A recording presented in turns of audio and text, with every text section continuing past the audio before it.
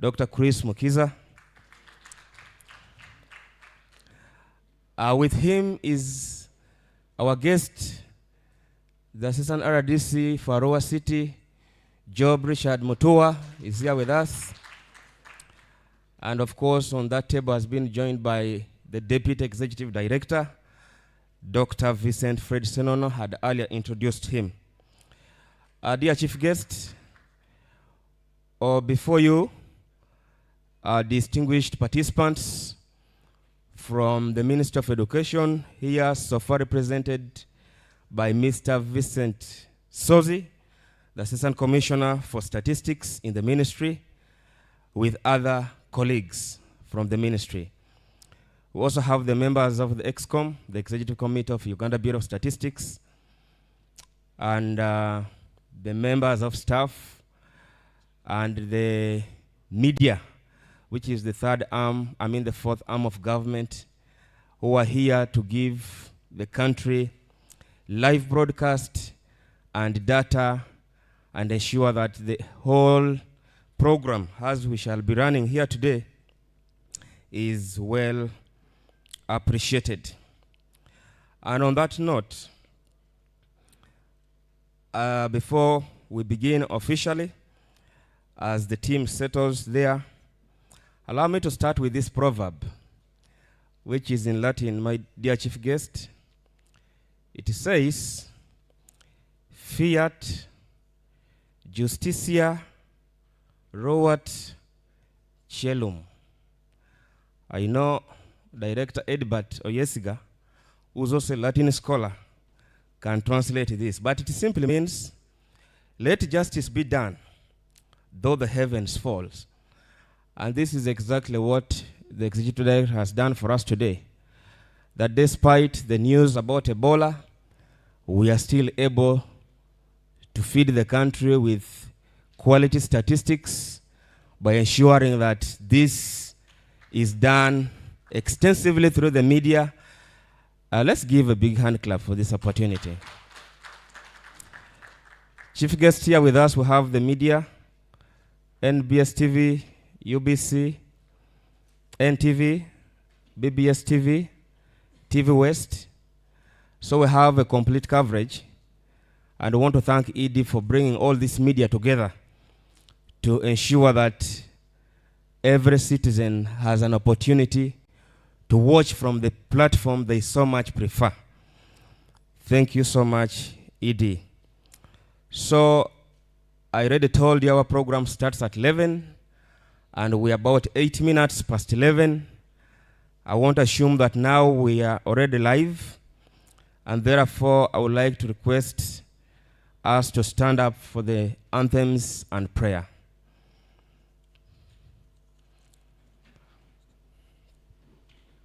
I would like to call upon Shifandagire, who's also a cadre from Chankwanzi, to lead us in the national anthem and the East African anthem. Thank you so much.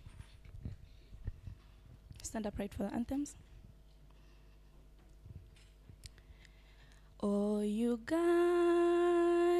may God uphold thee. We lay our future in thy hand. United, free for liberty, together we'll.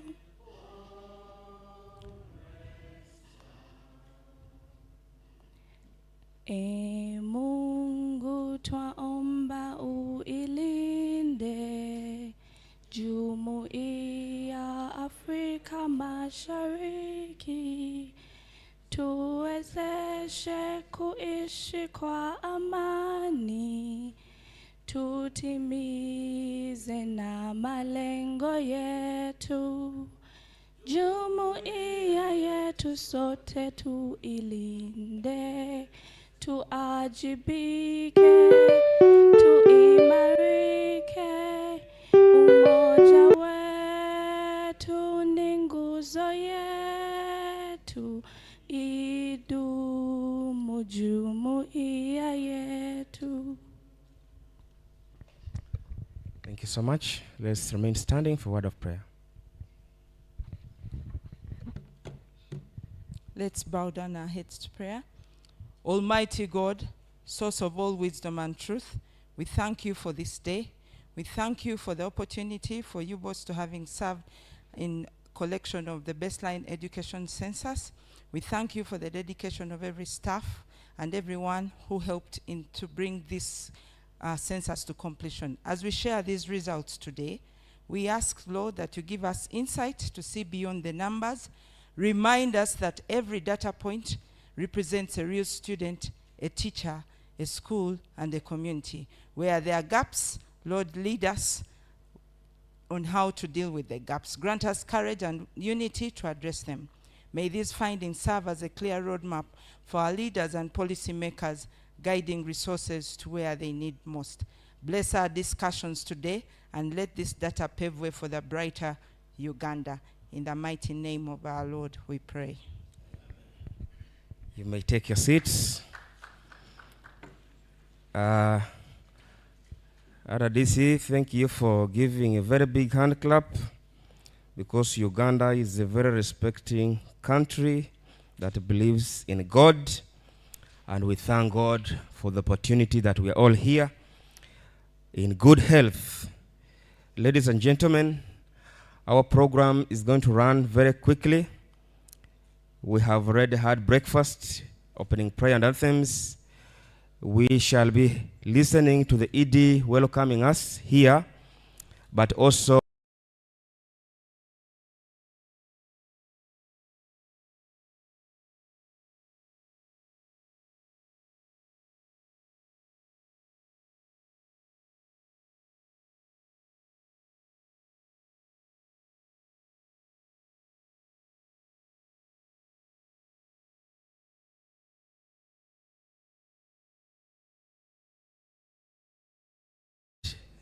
we shall be having the welcome remarks and opening remarks, presentation of key findings, a plenary that shall be guided accordingly.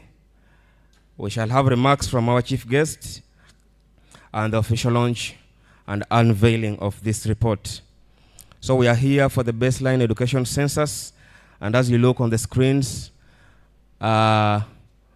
we are disseminating the census that was conducted last year, which was also officially launched by the First Lady and the Minister of Education and Sports, and that was after which we then started with the whole program of training, data collection, and I don't want to go so much into these details because all the definitions of concepts and all the key terminologies found in this report, our good presenters are going to ensure that you appreciate them.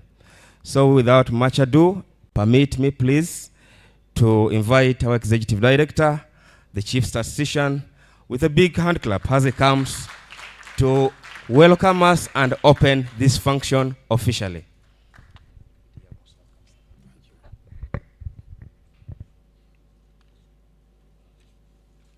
Thank you, Director of Ceremonies. Our chief guest, who is the chairman, Board of Directors, Uganda Bureau of Statistics. Representative from the Ministry of Education and Sports. Representatives from ministries, departments, and agencies.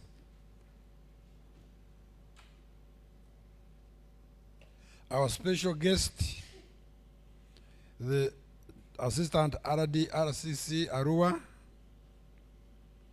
the Deputy Executive Director, Uganda Bureau of Statistics, Senior Management, and the staff of the Bureau, the media fraternity, our online viewers, and those who are viewing us on television. Ladies and gentlemen, good morning. Good morning. We wish to welcome you to this occasion as we disseminate the Baseline Education Census 2025 report. The BEC, that's what we have baptized it, Baseline Education Census baptized as BEC, provides quality data and statistics on all schools and non-tertiary institutions in Uganda. The Bureau conducted this census exercise in close consultation and collaboration with the Ministry of Education and Sports.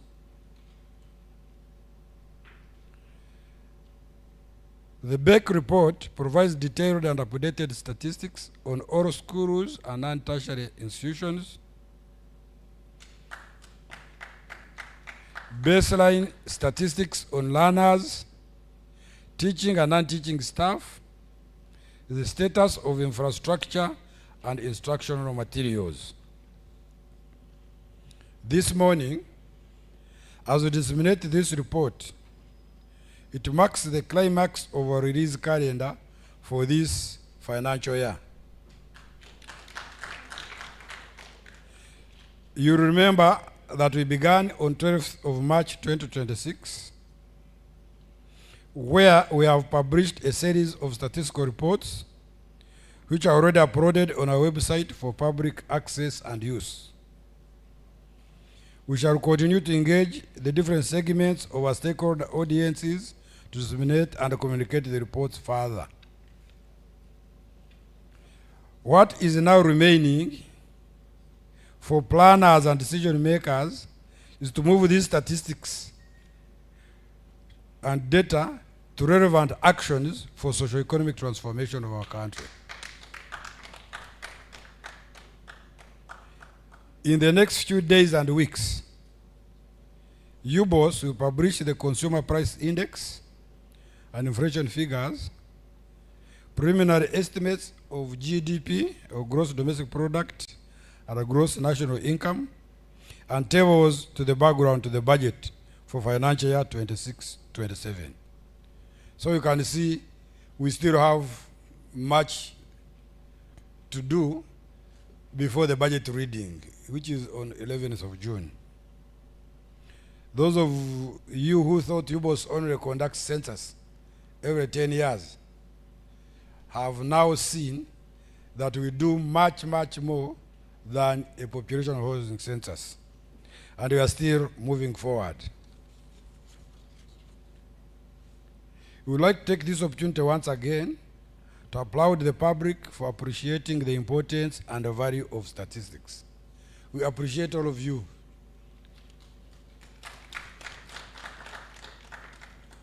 We may take it for granted, but many countries don't know the value of statistics. But for Uganda, the public is now asking questions using the available official statistics, which is important for service delivery in our country. In a special way, we would like to take this opportunity to thank His Excellency, the President of the Republic of Uganda, for his strong support towards statistics. I expected a bigger clap.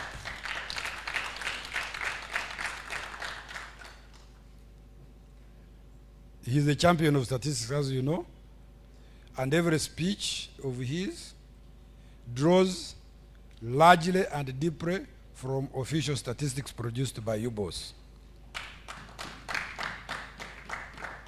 So we wish everybody uses official statistics other than searching the web, going to World Bank.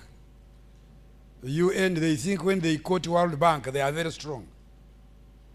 World Bank doesn't collect or produce statistics for the countries.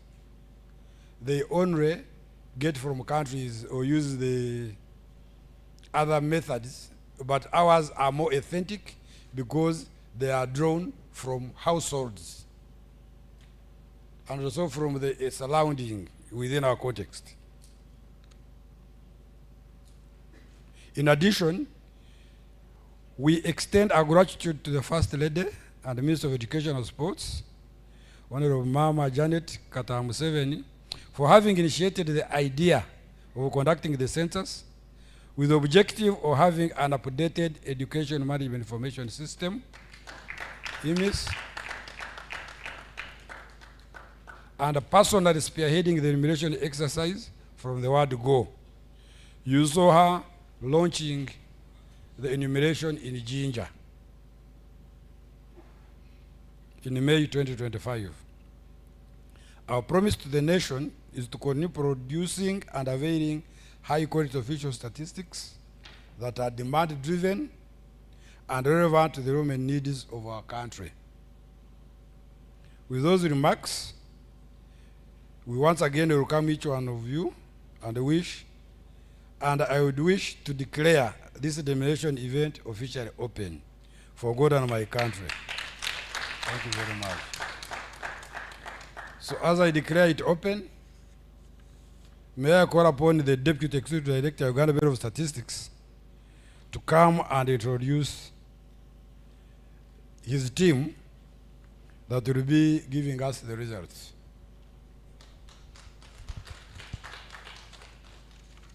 Thank you.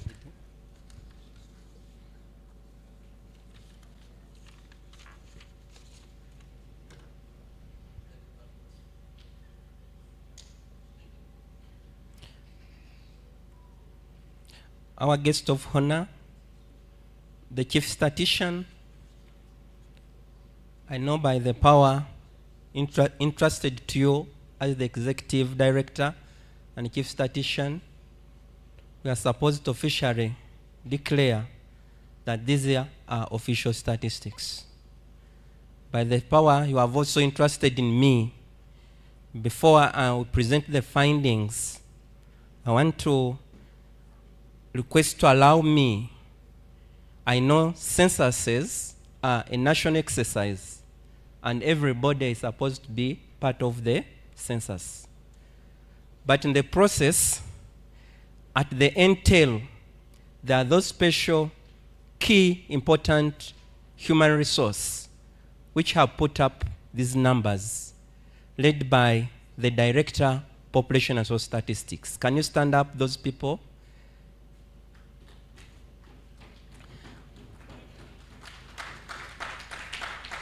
I'm surprised that Mr. Vincent Souza and the team are not standing up. They have been part of the team. There were 20 numbers. Yeah, there have been 20 numbers. So our chief guest and chief statistician, these are the people behind the numbers you are going to see.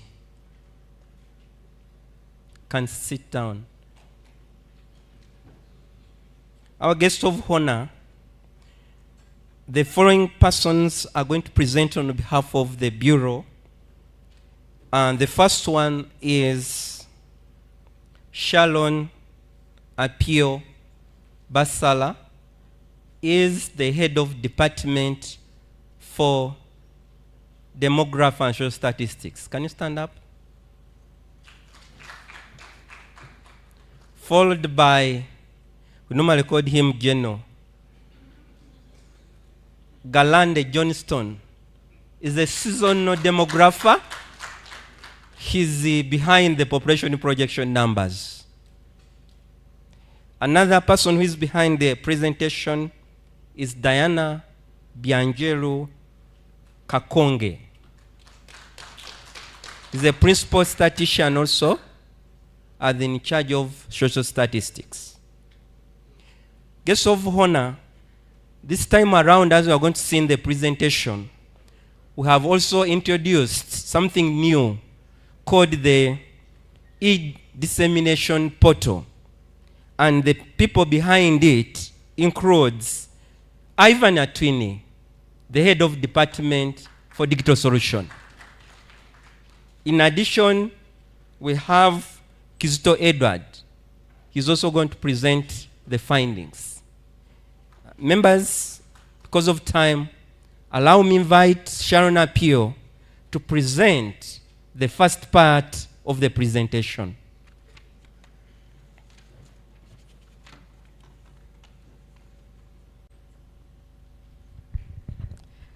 Thank you, DED. All protocol observed. Good morning, ladies and gentlemen. Good morning. Okay. So I'll be starting off the presentation on the baseline education census on behalf of our executive director for the Uganda Bureau of Statistics.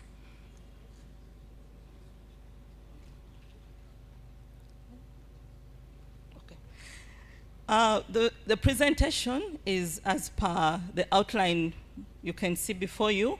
We'll have a brief introduction to the census, the methodology adopted in undertaking the census, the risks and challenges that were faced as we undertook the baseline education census.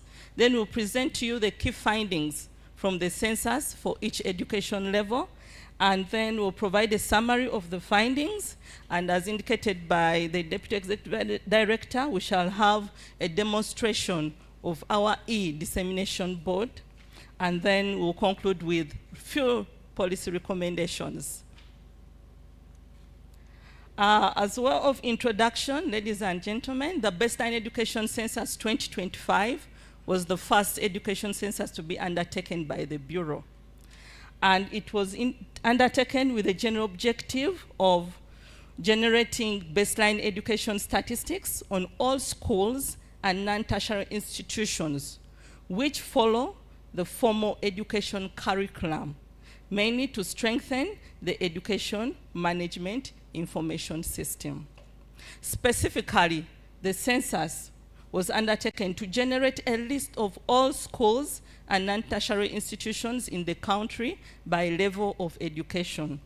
Secondly, it was undertaken to generate data and statistics on the learners, teaching and non-teaching staff in all schools and non-tertiary institutions. Third but not least is to generate data and statistics on infrastructure and instructional materials within schools and non-tertiary institutions. Those were the objectives of the baseline education census. As we go through the presentation, you'll come across some definitions. So I would like to take you through some definitions and concepts that you'll be seeing as we move forward. First, for the census, I spoke about education levels. So when we say pre-primary education level, we refer to the fundamental stage of learning under early childhood development, covering baby class to top class. And this level is mainly designed for children aged 3 to 5 years old. Primary education refers to the first and fundamental level of formal schooling, covering primary 1 to P7, which is a 7-year cycle in the education system. And this is designed for children aged 6 to 12 years. Secondary education will refer to the post-primary level of formal education, formal schooling, that builds upon the foundational knowledge one has acquired in primary education. And this level is mainly designed for persons who are aged 13 to 18 years. It covers lower secondary, which we commonly refer to as the O level, and the upper secondary, which is the A level. This cycle is for 6 years. Then the last education level we'll look at is the non-tertiary institutions. How did we define these? These are educational institutions that offer awards below tertiary or higher education level. And these are mainly certificate awarding institutions offering certificates under a modularized program. These are mainly on skills like welding, cosmetology, skills in... So they offer certificates mainly in skills development, and they admit learners with a minimum of primary living examination. So still on the concepts, we will be looking at some indicators. These are measures of quality of education that underscore the outcome of education. So in terms of the measures of quality of education, there are 3 key indicators you'll be looking at. One is the pupil-teacher ratio. This is the proportion of pupils enrolled in a school or education system per teacher. Why do we need this indicator? It's an indicator for teaching workload, personalized instruction, and overall academic performance. So how many teachers are there? How many learners are there per teacher? Pupil classroom ratio, this is the proportion of pupils per classroom in a school or education system. An indicator for adequacy of seating space for effective learning in a given school or institution. The pupil stance ratio, is the proportion of pupils per toilet stance, which you would call as a latrine or toilet unit in any given school or institution. This is an indicator of sanitation adequacy and congestion in the education system. In undertaking the baseline education census, we followed several processes. And key to this, the first one, as is in our statistical production cycle, is stakeholder consultations. You need these to ensure that the statistics at the end of the day are relevant, they are of quality, and you're meeting the user needs. So we undertook several stakeholder consultations to determine what we are going to measure, which tools we are going to use, which methodology are we going to adopt. And the stakeholders included, we had a technical working group chaired by the Ministry of Education and Sports. We had the National Council of Higher Education and the Internal Security Organization, among others. So after these consultations, we went ahead to develop the questionnaire, test it, and then we went to recruitment and training of field staff, and then undertook data collection. This was in 2025, and then embarked on data processing analysis, report writing, and here we are today to disseminate the findings from the baseline education census. You will please note that throughout all these processes, we undertook validation exercises and also quality assurance to ensure that our product is of quality. What was the methodology adopted for the baseline education census 2025? First and foremost, the education census was complete coverage. We went to all schools in the country. And by all schools, yes, we covered all schools in the country. And the coverage was for all schools in pre-primary, primary education, secondary education, and non-tertiary education. In terms of the scope, the education census, unlike other censuses, the reference period was a school calendar year, which was the year 2025. And data collection was undertaken from April to November of 2025. Of course, this excludes the time when there is holidays. We didn't do data collection during holiday time. And the statistical unit of enumeration, which was our focal point of contact for data collection, was the school or institution. So wherever you'd find that, you would ensure that you undertake complete enumeration. And in the enumeration, what did we cover in terms of content? We looked at all the learners present at school at the time of the census. So it was a de facto census of those present at that point in time when we approached the school. We covered all teaching and non-teaching staff present at school at the time of the census. We also looked at identification particulars of the schools, learners, teachers, and non-teaching staff. The census also covered issues to do with wash, looking at stances, water sources for drinking, what does the school use, what are the classrooms, what are the number of classrooms. We looked at the source of energy for lighting and cooking that the school is using, information, communication, and technology use for education in line with the new curriculum, which is promoting this a lot. So are schools in sync? We looked at school governance, but also among others. So we can't exhaust the list, but there is more to this.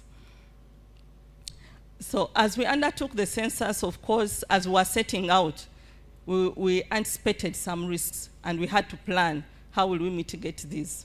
So what risks did we anticipate, and how did we address these?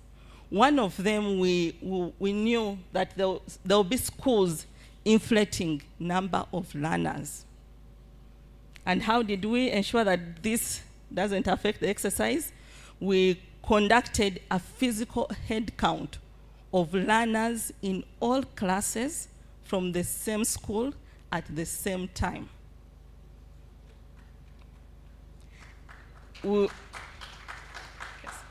also ensured that enumeration of all classes in the same school was done at the same time, so we avoid the issue of inflating numbers in a given class or school. But we also expected that learners would be ferried from neighboring private schools to public schools with the aim of inflating the number of learners. So to ensure that this doesn't happen, what did we do? This was mitigated by visiting all schools in the same area at the same time. We also ensure that we enumerate all classes in the same school at the same time. So we had a phased out kind of data collection. You'd go by region and ensure within a region you go to a district, a parish. Everyone is deployed to ensure that the parish is covered at once, leaving no one behind before you move to the next. But we also ensured that we had unannounced visits to schools. So yes, there was publicity. The schools were expecting us, the teachers and everyone, but they were not certain which day we would be going to the school. So that way, as you ferry, the loss is on you. So we would come in and enumerate and walk out. So that helped to avoid this occurrence of ferrying learners from neighboring schools. But we also anticipated insecurity during the census period, and this was mitigated by working closely with security institutions prior and during enumeration. This mitigated the exposure in terms of security and ensured that the exercise was a success in such areas. So as we're implementing the baseline education census, we faced some challenges. Some risks, of course, materialized into challenges, but some we just found as we were doing the exercise, either data collection or analysis. So we also had to ensure that these are addressed. So what challenges did we find? One was that some schools with more than one education management information system number or the same EMIS number being shared by more than one school. So you'd find a school, either they are sharing an EMIS number or a school has several in the system. The respondent was the head teacher or the principal. So you'd get different numbers and you're wondering which one do I take? So for us, for statistical purposes and data collection to continue, we address this by generating a temporary unique code for such schools that had that problem. But we also found that some learners had more than one learner identification number, which is the LIN. So what did we do? We considered the most current learner identification number. There were also some learners who did not have a learner identification number. This is not something you can force or impute or anything, so we left it as blank, indicating this respondent, this learner doesn't have a learner identification number. There was also difficulty in accessing learners, especially during examination time. And this was addressed by collaborating with the head teachers and following the exam timetable closely to undertake the activity outside examination time. So there had to be a lot of cooperation between the field teams and the school head teachers. There was also reluctancy to provide information, mainly in the Greater Kampala metropolitan area. So this was mainly here, but we also experienced it elsewhere. So how did we address this? This was addressed by increased publicity and sensitization to the general public, students, teachers, and parents. The other challenge which we faced was that the teachers strike, which was mainly in public schools. So this was addressed by rescheduling the data collection activities for affected schools until normalcy returned. So you would skip those schools, do the private, those not affected, and then come back. We went back when the strike was called off. The other challenge was early closure of schools before the end of the official term. This was addressed by enumerating the schools in the subsequent phases. We had several phases of data collection, so you would carry it forward and take note that this school was not enumerated because it closed.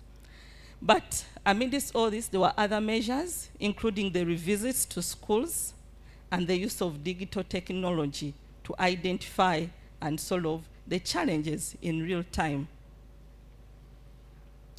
So as I indicated earlier, there was validation throughout the census process. So the Bureau conducted a validation exercise over the period of data collection, processing, analysis to strengthen the accuracy and validity of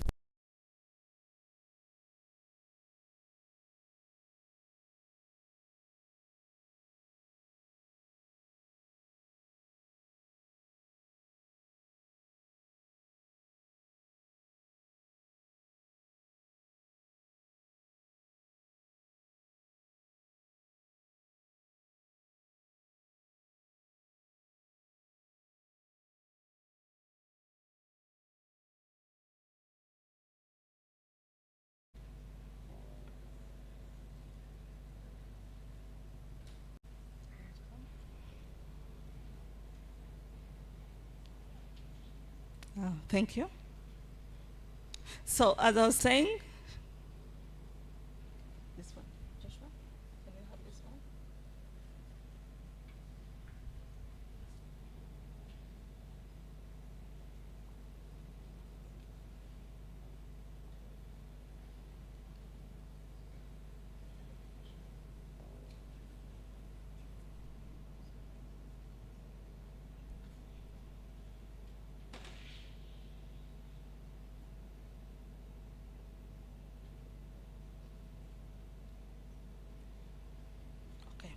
Okay, thank you.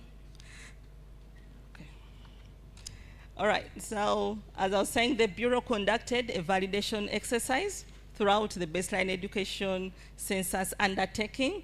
And this was undertaken mainly midway the exercise after phase 1 and 2. And we also undertook the validation at the end of data collection to check what we've done.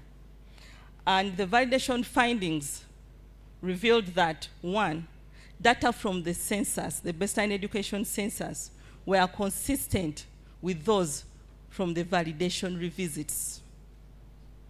The validation exercise also revealed that data on some learners in public primary schools confirmed the existence of pre-primary learners being reported to be in primary section, which is primary 1.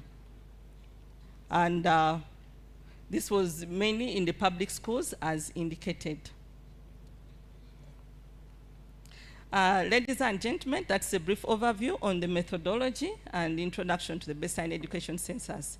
Allow me to invite the next presenter, Mr. Galande Johnston, to take us through the findings of the study. Thank you.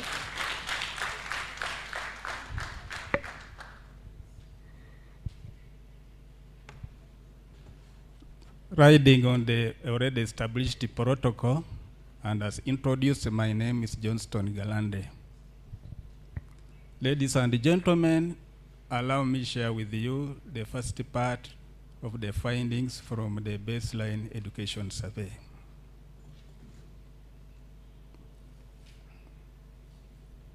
As a way of recap, we were told that pre-primary is a very fundamental, and it is for the children 3 to 5 years. And this is the age that you should know that the brains of the children grows faster than any other time in the child. So if you don't bother with your child within this age, whatever you do will determine what the child will be. So ladies and gentlemen, move with me and we'll see what we found out about the pre-primary schools. Overall, in the country, we counted 38,347 pre-primary schools. And as you can see, we see that the majority of pre-primary schools are privately owned. However, 3,193 schools are attached to public primary schools. These are the primary schools that disclosed that actually they are having a pre-primary section. For those primary schools that did not disclose, we would realize that we counted them under primary. And as a way of telling you is that in other schools, where they did not declare. But we also looked at the children at the age and whatever. They created their own classes, P1 Smart, P1 Junior, P1 Zero, P1 Higher, P1, in the way of hiding that they don't have pre-primary section. So which means 8.3% of the pre-primary schools were attached to public schools.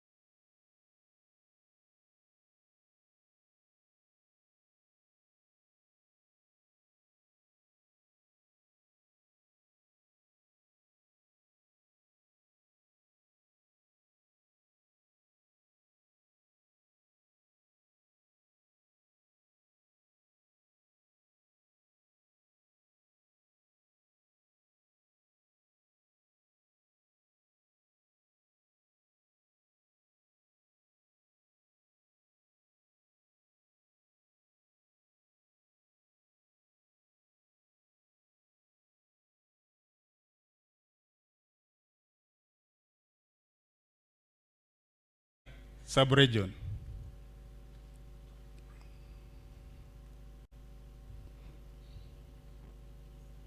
Now, coming to learners, we counted overall in Uganda 674 learners in primary schools. And we see that males are slightly more than the females. And this is just in line with the structure of the population, whereby we have at younger ages, the males are more than the females. So which means the females constitute 49% of the pre-primary learners.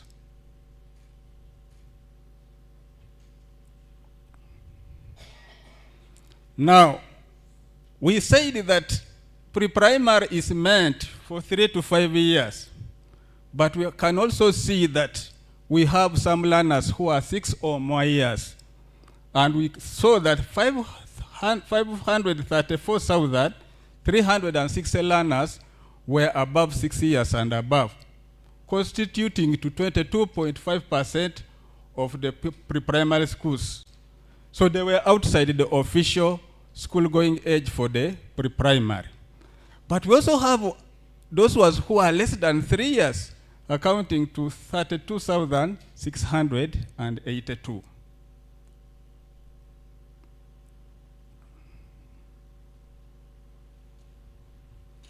Now, when you come to learners by class, we see that baby class and top class are slightly higher than the middle class.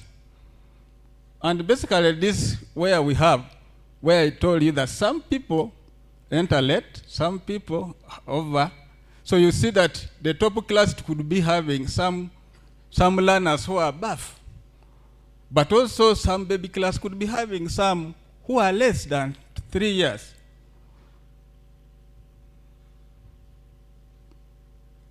I want you to follow these numbers correct religiously, such that when we come to P1, we see how we are transitioning.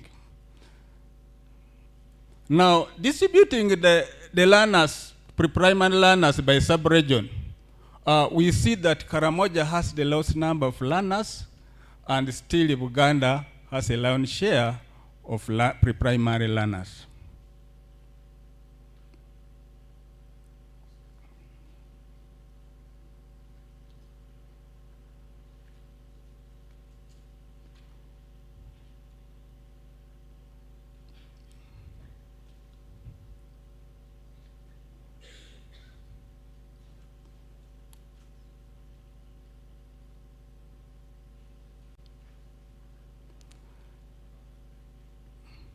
Now, let's go to primary schools. Overall, in Uganda, we counted 43,567 schools, primary schools. And as you can see, we had more private primary schools than the government, whereby the government we had only 12,557, accounting to 28.8%. Now,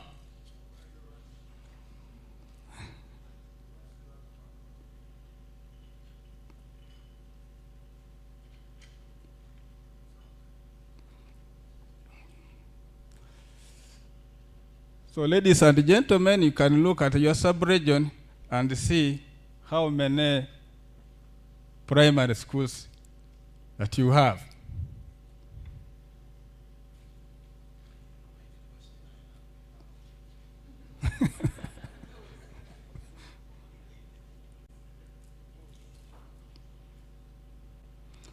Now, if we wanted to look at these schools by ownership, we see that, like we said, nationally, we have fewer schools compared to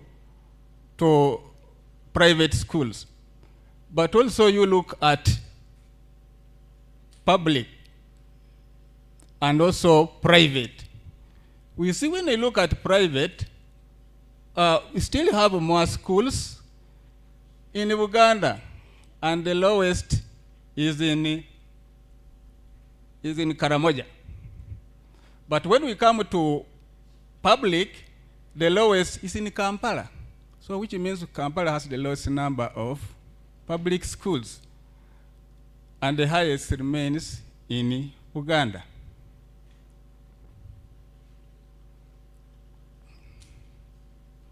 Now, turning to learners. Learners, we counted 9,118,314 learners in the whole country in primary schools.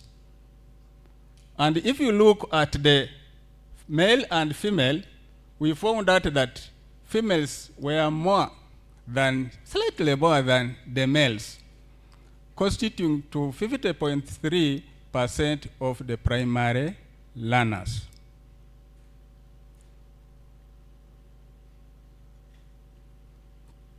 Now, let's disaggregate these learners by class. We see that P1 had the highest number of learners, P3 and P4.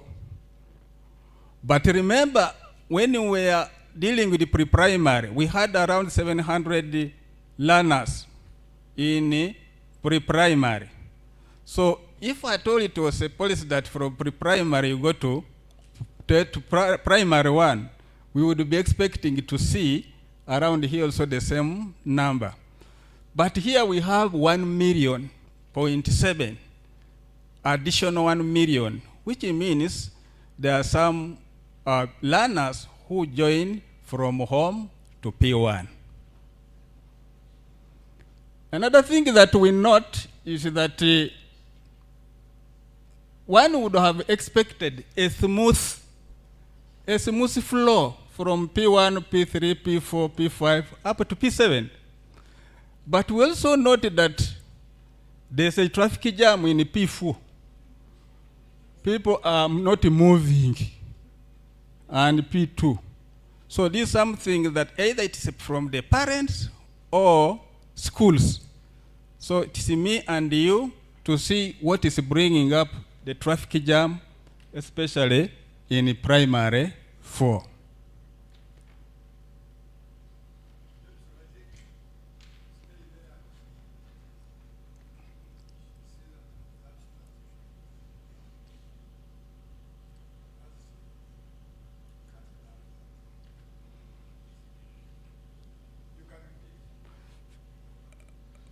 When we are dealing with the pre-primary, we saw around 700 learners in top.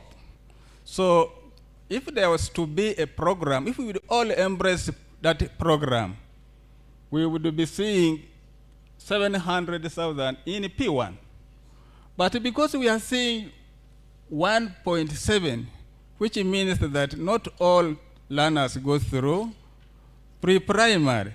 So we have some learners who go through from home to P1. And we had said that pre-primary is essential and a foundation and to develop a child socially and mentally. So we are missing there. But also one would have expected to see a smooth transition from P1 up to P7. But we see there is a traffic jam in P4 of 1,534,993, which reduces to 1,186,629. And it's either me and you to go and find out, to unlock that jam, to find out what is causing that traffic jam for the smooth transition of learners from P4 to P5, but also we see some in P3. So it is us to do that. Our questionnaire did not have that question to find out, so we are unable to tell you. If I tell you, I will be just speculating. Now, let's look at these learners by age group. We also see that we have learners who are in the actual age, official age going, school age going class, 6 to 12, but we also have learners who are 13 years and above. They're supposed to be in secondary, but they're still in primary, to the tune of 2,433,566, contributing to 26.7% of all the primary learners with official going age. But we also have some learners who are less than 6 years. They would be in pre-primary. And these are 95,312 who are less than 6 years. But also here, 13 years and above, I think we can also associate it with the COVID. Some people didn't continue, others were, they jumped some classes. But let's see, once the COVID year ends, I think this year, we shall see if at all this is streamlined. Now, distributing the learners by sub-region, we see that still Uganda is taking a lion's share, and we see that Sebei sub-region has the lowest number of learners. And Uganda, taking the lion's share, it contributes to 10.1% of all learners in the country. So if you got 10 learners somewhere, one should be from Uganda.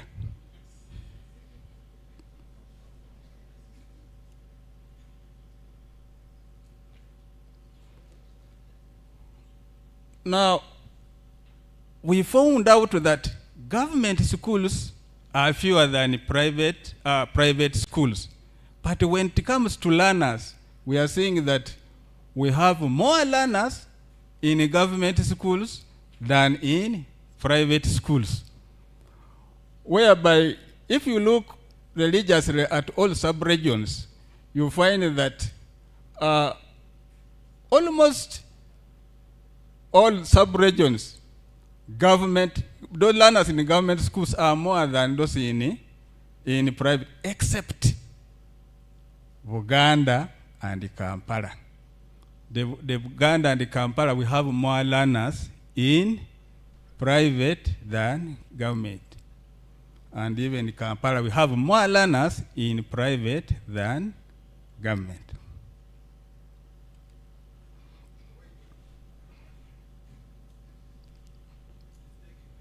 Oh, okay.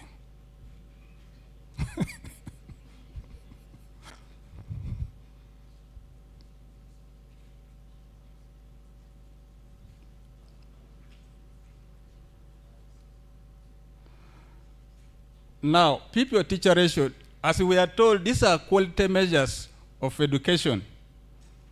And if we compare by the internationally recommended pupil-teacher ratio of 40, we see nationally we are doing well because we have a pupil-teacher ratio of 34. This basically means if we got all teachers and all learners and we distributed equally among them, then each teacher would handle nationally 34 learners. But in public or government schools, each teacher would handle 48 learners, which we see is first, it is high compared to international standards, but it is also twice as high as that of private schools, which it stands at 24 pupils per teacher.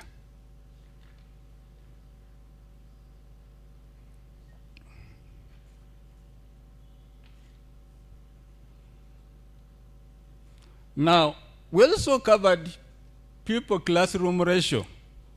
I need to mention here that for you to accurately measure the pupil classroom ratio, you need to take some measurements for a standard class. But as you are aware, not all classes in Uganda are the same. So the census did not measure the classes, so we did not establish the standard classes. Now, regardless of the classrooms, the size of the classrooms, if we distributed our learners nationally, each classroom would accommodate 31 learners. But in the public government schools, we see that it would take 50 learners. So we see some congestion in public schools as compared to private schools, where there are only 21 learners per school, per classroom.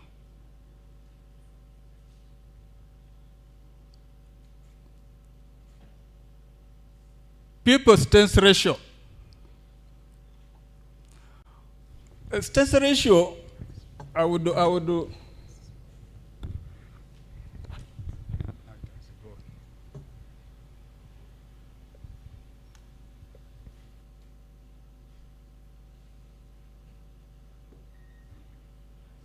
Stress ratio, I would relate it to a hole. If a latrine has 4 holes, and each hole is separated fairly, that if you are in this side, you don't see the other side. That's what we are calling a stance. So I can as well say pupil hole ratio. We see that in public schools, 61 learners are sharing a hall. And nationally, 42. But when you go to private schools, it's only 30 learners, implying that the learners in public schools are twice those ones in private schools in sharing a what? A hall.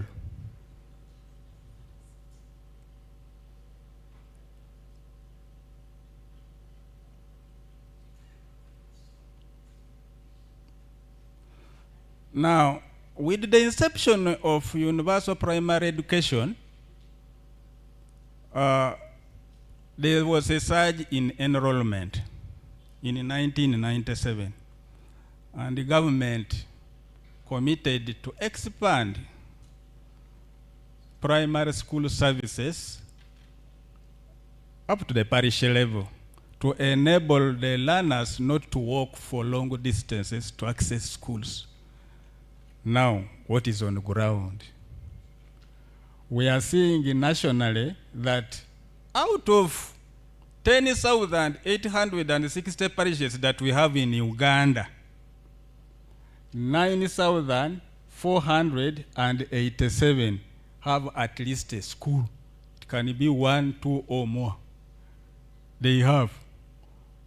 Now, on the other side of the coin, 1,373 parishes don't have a school at all. And you can see the distribution. For those who don't have schools, you see that Buganda, 32, but we also have Karamoja, 211. But let me also talk on my sub-region, Bukedi. We don't have 51 parishes without a school.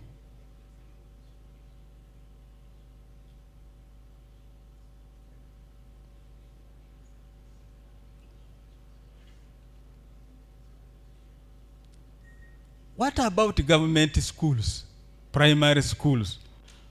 Still, out of 10,860 parishes, 7,773 parishes have at least a government school,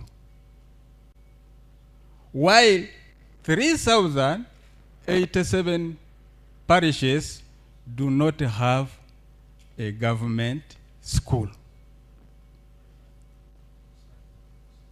a government primary school. Ladies and gentlemen, let me stop here for the first part and allow my colleague to continue with the second part.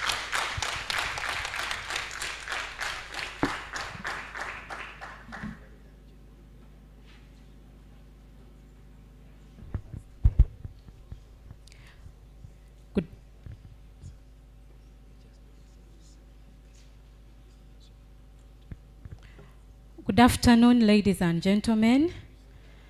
Allow me ride on the protocol that has already been established and proceed to what happens after primary school. We go to secondary education and we look at the findings from the census. We found 5,498 secondary schools in the country from the census.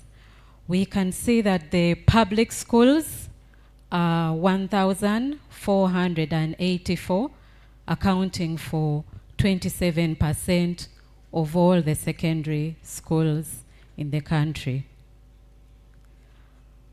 Breaking this down by sub-region, we see that Buganda has the highest number of secondary schools and Karamoja has the least number of secondary schools. We can look at our regions and see how many secondary schools we have, depending on where your interest is.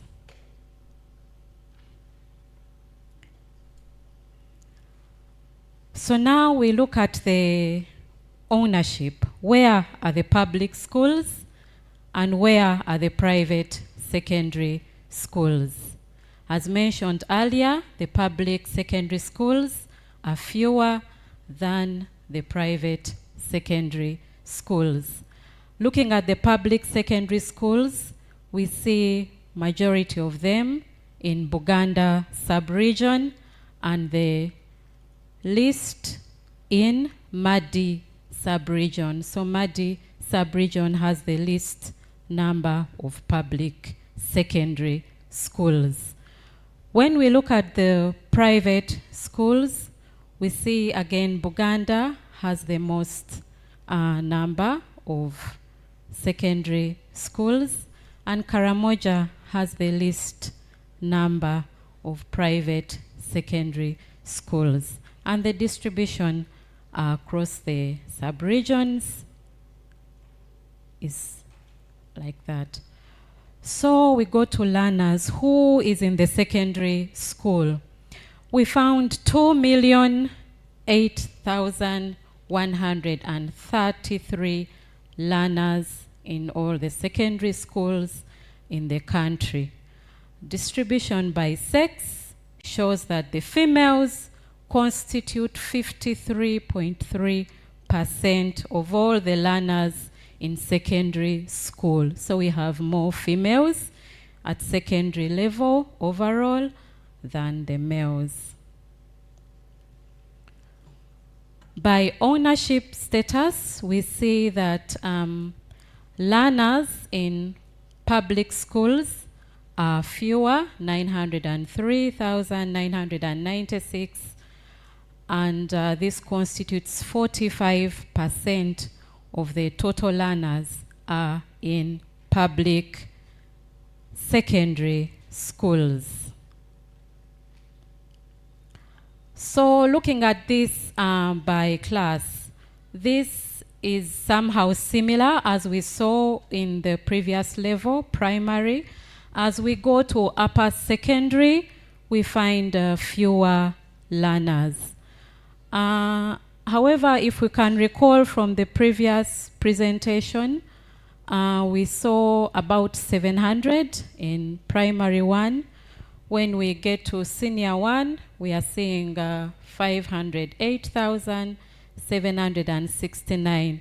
So again, for purposes of advancing in education, we see that there is something to do here if we want everyone to progress as per universal secondary education. So the trend is as we can see. So the official school-going age for this category of our learners, secondary, is 13 to 18 years. But we did find that, of course, that there are those who are below the official school-going age, and there are those above. But overall, 76.4% of learners in secondary school are within the official school-going age group. By sex, we can see, as we've seen, more females across the age groups. When it comes to 19 years and above, we change a bit and we see more males. So this is the distribution. We have majority of our learners within the official school-going age group. So where are our learners, depending on the sub-regions of interest? We see Buganda taking the lion's share of learners. Majority of the learners are in Buganda sub-region, that is 750,673. So most of our learners are in Buganda sub-region. Karamoja has the lowest number of our secondary school learners. When we look by ownership, where are the learners in public schools, where are the learners in private schools? We see that there are fewer learners overall, as mentioned, in public schools, and more in private schools. But if we look closely, there are some variations in the regions. For example, we see Karamoja has more learners in public schools, 8,209, compared to the private schools in Karamoja that have 745 learners. So it varies with the regions. As we can see, when it comes to Buganda, you have fewer learners in public schools, 225,428. Then you have more learners in private schools, 500. So as we can see, the different regions have different variations. So as mentioned earlier, we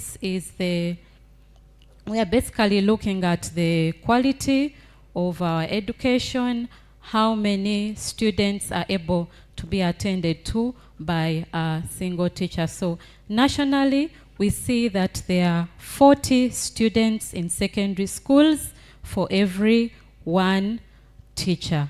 And this ratio cuts across, as we can see, in public schools and private schools. At secondary level, we see a bit of a balance in how many teachers are handling students.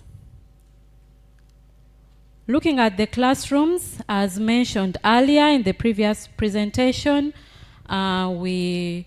regardless of the size of the classroom, we see that on average, in 45 students fit in a single classroom at secondary level.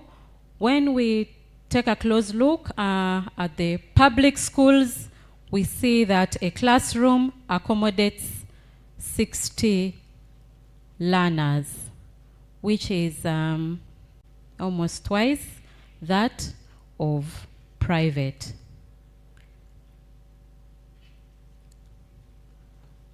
So as mentioned, this is the one hall. So when it comes to secondary level, we see that on average, there are 40 students using one stance. And in public schools, we have up to 58 students using one stance, which is much lower in private schools. So in line with the policy that we have on ensuring secondary education for all our learners, we look at the sub-counties that have at least one secondary school. 1,716 sub-counties in the country have at least one secondary school. So they have either one or two or three or more. The distribution by region is as we can see. Kampala has the least number of sub-counties with at least one secondary school, and Buganda has the highest. When we come to those sub-counties without any single secondary school, this is not necessarily in line with the policy. We have up to 1,208 sub-counties do not have a single secondary school. The most affected region is Bugisu. Bugisu has up to 87 sub-counties that have no single secondary school.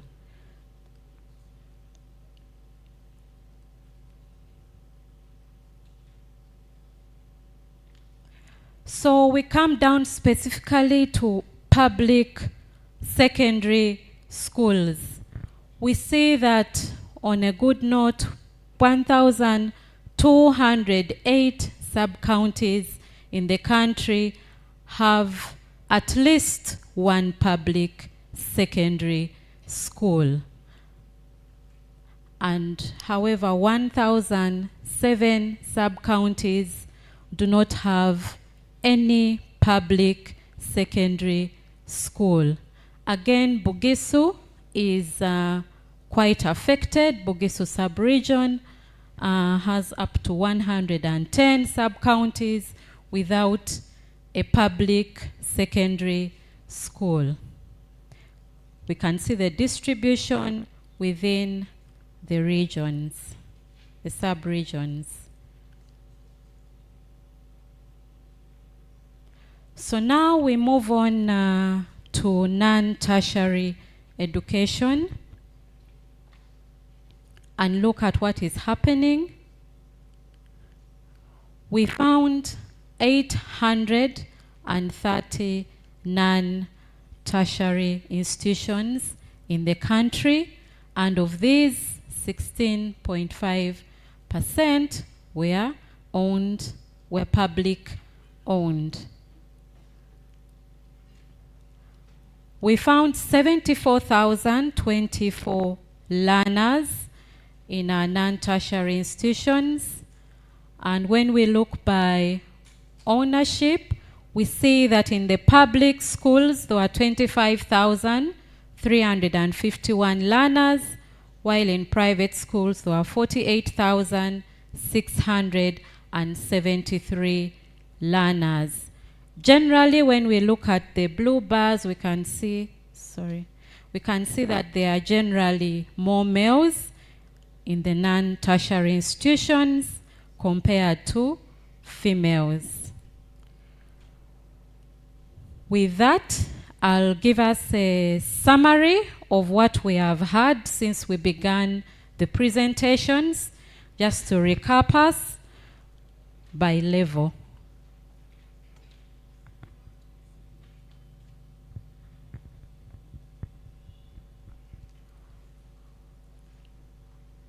I will, before we go to the summary of findings, probably would like to, okay. So let's have a summary of this, and then my colleague will. So the most foundational level of education, pre-primary education, this is a snapshot of what we found. As mentioned earlier, 38,347 schools, with more private than those attached to public schools, as explained earlier. We found 2,374,674 learners in our most basic level and foundational level of education, where there were more males than females. At pre-primary level, there were 29 pupils for every one teacher, about 20 pupils on average in each class of pre-primary, and 23 pupils using one stance. At primary level, as a recap, we found 43,567 schools, with more private than public. We found 9,118,314 learners in primary education, with slightly more females than males. Now, at primary level, we found that there were 34 pupils for every one teacher, but specifically in government schools, we found that one teacher is attending to 48 pupils. Now, the standard is 40. Ideally, a teacher should be handling 40 students, but in public schools, one teacher is handling 48 pupils.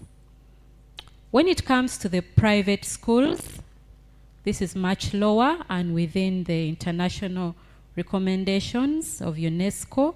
One teacher in a private school is handling 24 pupils, which is within the recommended number of one teacher for 40 pupils.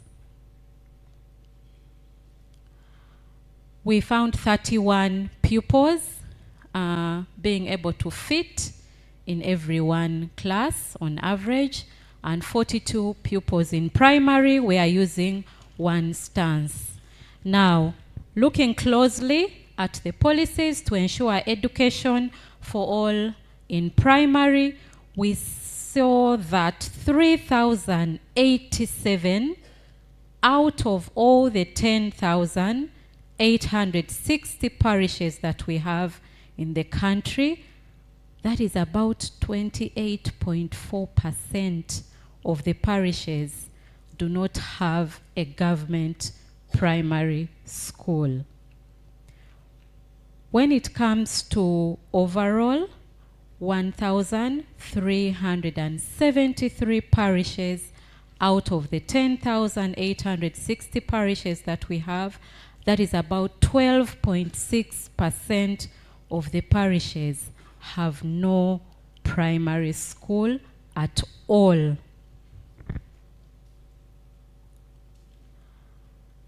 At secondary level, we found 5,498 schools, with more private than public schools.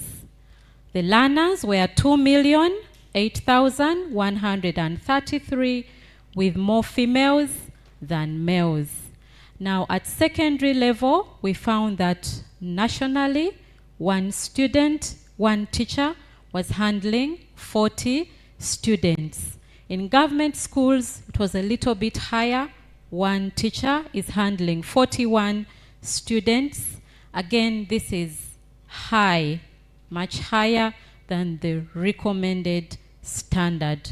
It is recommended that one teacher handles 25 or about 30 students at secondary level. But in government schools, one teacher is handling 41 students. In private schools, now they are also not doing well. One teacher is handling 40 students, far below the recommended 25 students for every one teacher. In secondary level, we found that there are about 45 students in every classroom and about 40 students using one stance. Now, in regard to the policy, we have seen that 1,007 out of 2,209 sub-counties or town councils, that is about 45.5% of the sub-counties do not have a government secondary school. When it comes to no secondary school at all, we have 1,208 sub-counties out of the 2,209, which is about 54.7% of the sub-counties do not have a single secondary school. And this is the summary also of the education institutions. We found 830 institutions with 74,024 learners. So at this point, allow me to invite my colleague, Eddie, to come and give us a hands-on of what we've been seeing. I thank you for listening to me.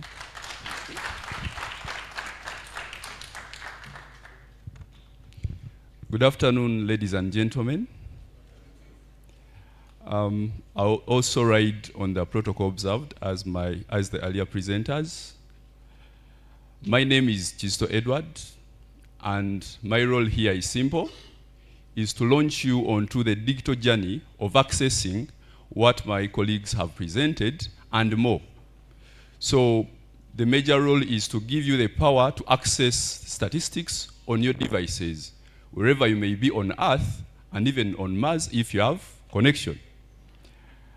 So first, for the start, let us find out how do we access the dissemination board. And then we shall look at what can we do, what powers do we have.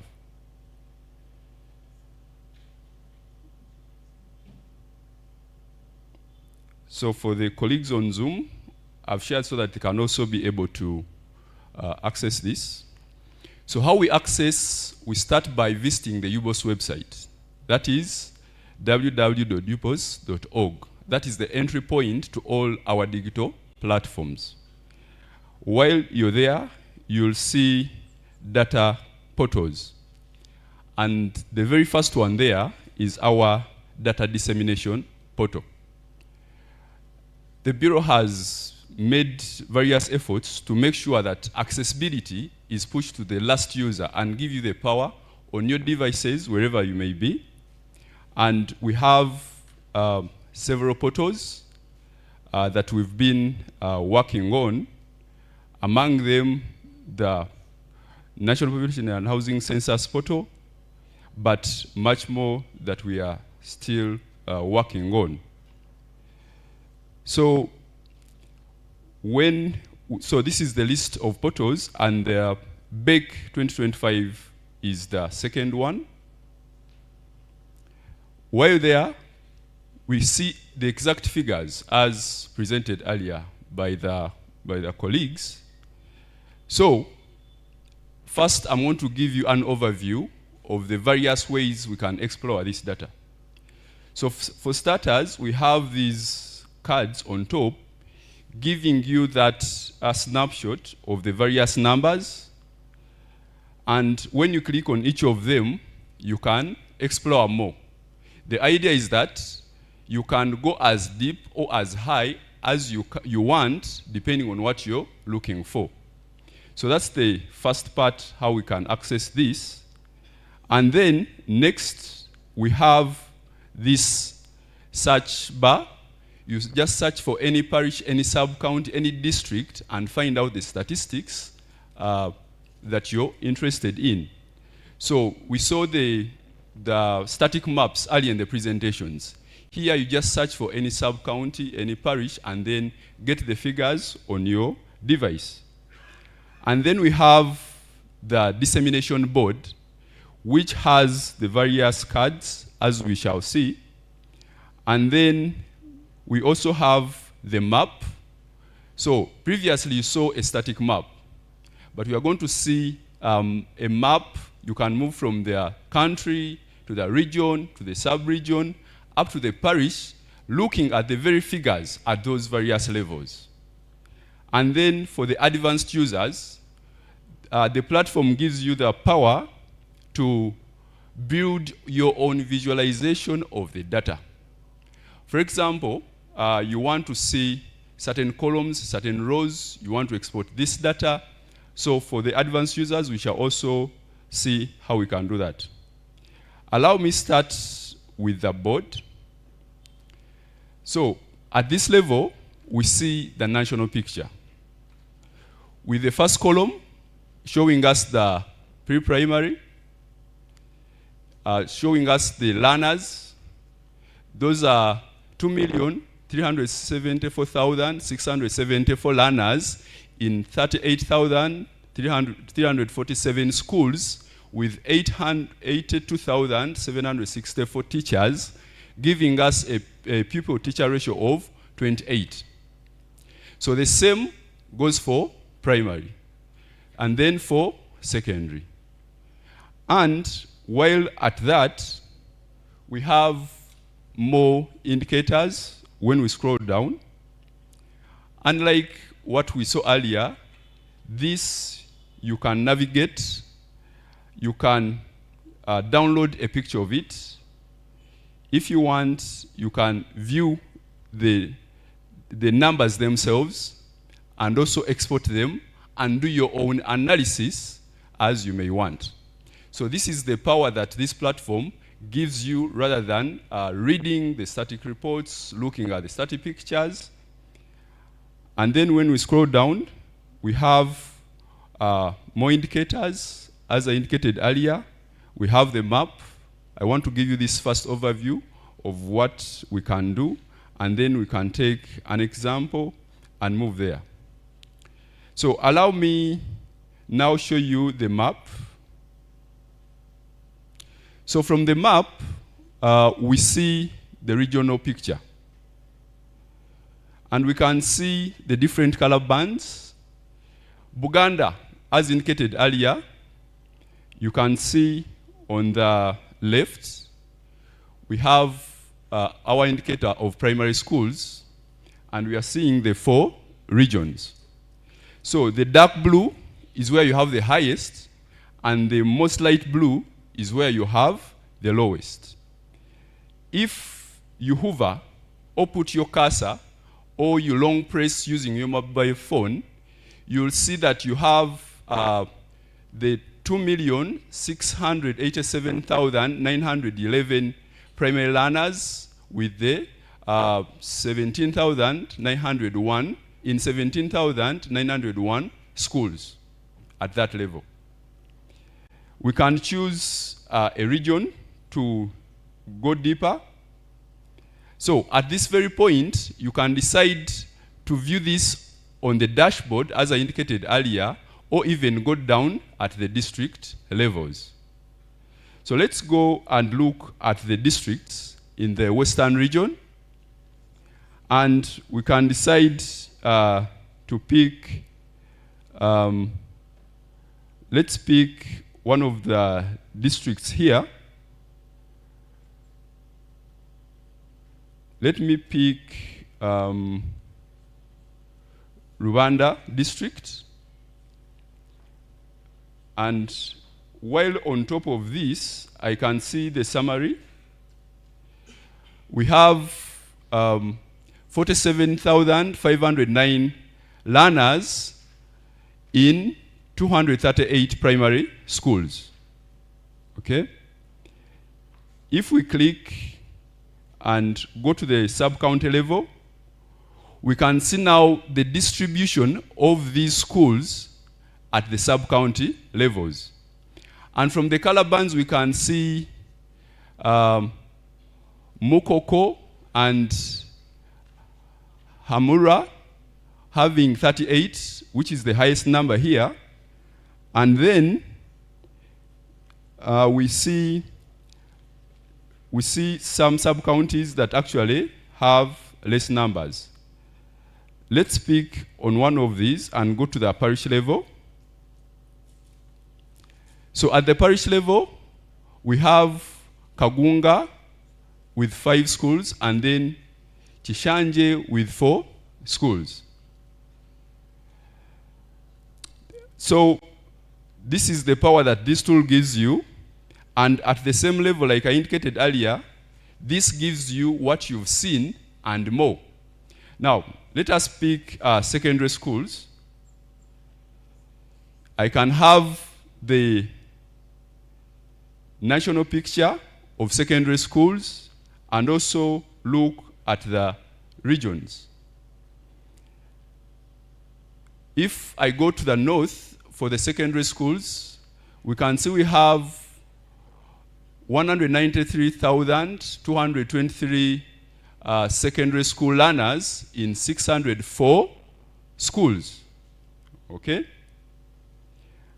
While there, in this time, let me go to the dashboard and see more details at that level. So you realize when I click there, I've come to the northern region, and I can see pre-primary, I can see primary, secondary, as we saw earlier.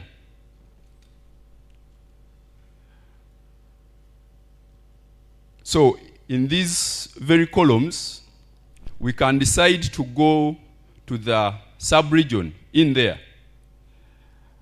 Let's say we go to West Nile. When I select West Nile, I see the breakdown at the West Nile level. Okay? We can see the people-to-teacher ratio at that level. That is for pre-primary, for primary, secondary, all the way. And then I can choose a district. Maracha. So when we take Maracha, we see at the primary level, we have 48,297 learners in 95 schools with 787 teachers, having 495 male teachers and 292 female teachers, and the people-to-teacher ratio in that area is 61. We can compare that to the national and see what interventions need to be done there. For secondary, we have 4,154 learners in 13 schools, and with 127 teachers, and the people-teacher ratio is 33. We can go deeper in this. If you could take me still on that journey, we can choose a county. Marachia County or Marachia East? Okay. So let's choose Agai Town Council. We could choose what is your exact. Okay, thank you.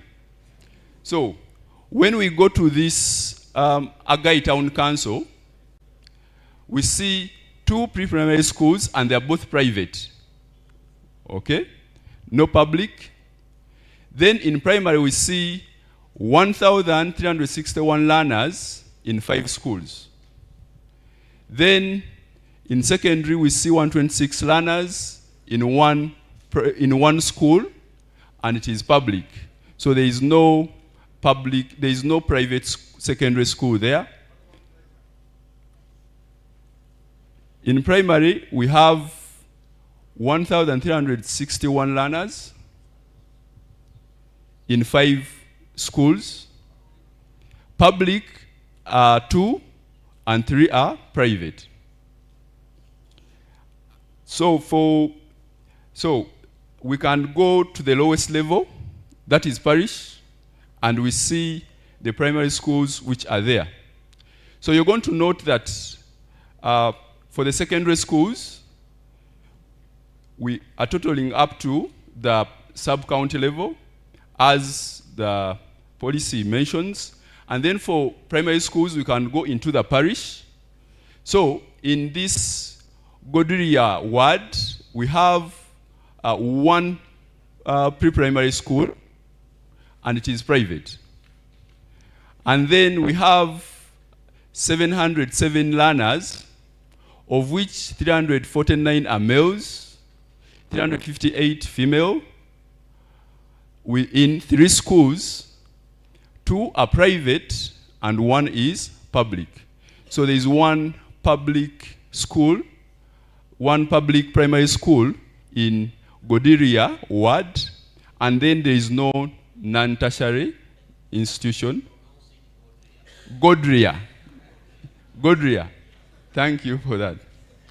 So, and while at that, we can still see the rest of the indicators to that level and take a good picture of what is in there.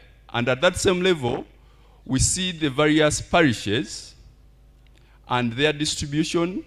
We have Godria ward, which we saw earlier, has those 3 primary schools. And then we also have more indicators on attendance. At pre-primary, we have the boys and girls, and we have more indicators. And we have more indicators as we go down. Now, for the advanced users, as I promised, fulfilling my promise, I want to show you how we can generate our own tables. So let's say I want to know something about the primary schools. I can have them showing public and private. I can choose a specific, I can choose the level of aggregation, which can be district, or choose a specific place. And let me pick Amuria for this. And for Amuria, I have generated my own bar chart, and I can save it as an image, or even export the data that is in there. So that is the power that you have on this platform. Just get your mobile device, your smartphone, your laptop, any computer that you have, visit the UBOS website, go to the data portals, and you have all that access with you. Thank you very much. Allow me to end here.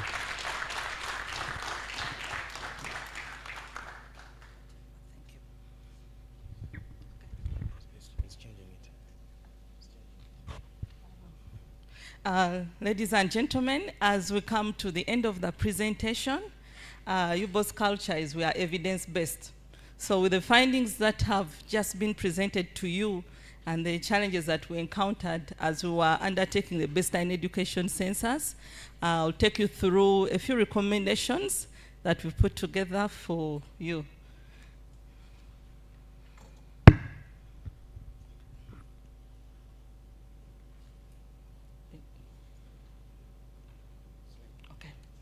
So one is that we found that learners without learner identification did exist.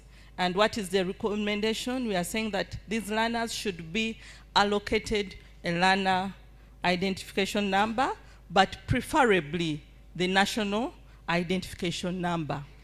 So the learner identification number should be replaced with a NIN for all learners for easy tracking, beyond even the education process system. All schools should be registered on the EMIS, that is the Education Management Information System. And those with schools which had 2 EMIS numbers, and those with duplicates, we are saying this should be reconciled so that they have only 1 EMIS numbers. As noted, there were pre-primary classes operating in government primary schools that are not formally recognized. Hence, these should be streamlined for accurate planning and resource allocation. UBOS, working with the Ministry of Education and Sports, will update the EMIS regularly to account for new schools and learners. We also recommend that the Ministry of Education and Sports, working with the National Identification and Registration Authority, should ensure that all learners have a national identification number. We noted that there were parishes without any government primary school and also sub-counties without a government secondary school. So the recommendation is that these parishes should be considered in line with the existing policy.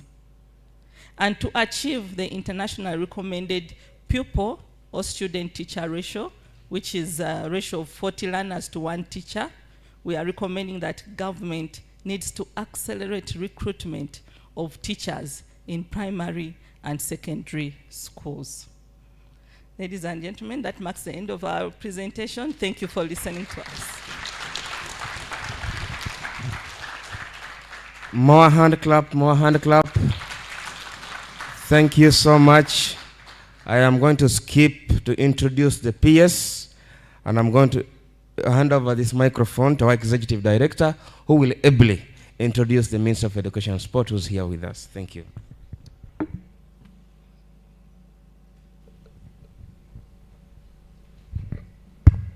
Thank you, Didakas. I want to welcome my sister, the Permanent Secretary, Minister of Education.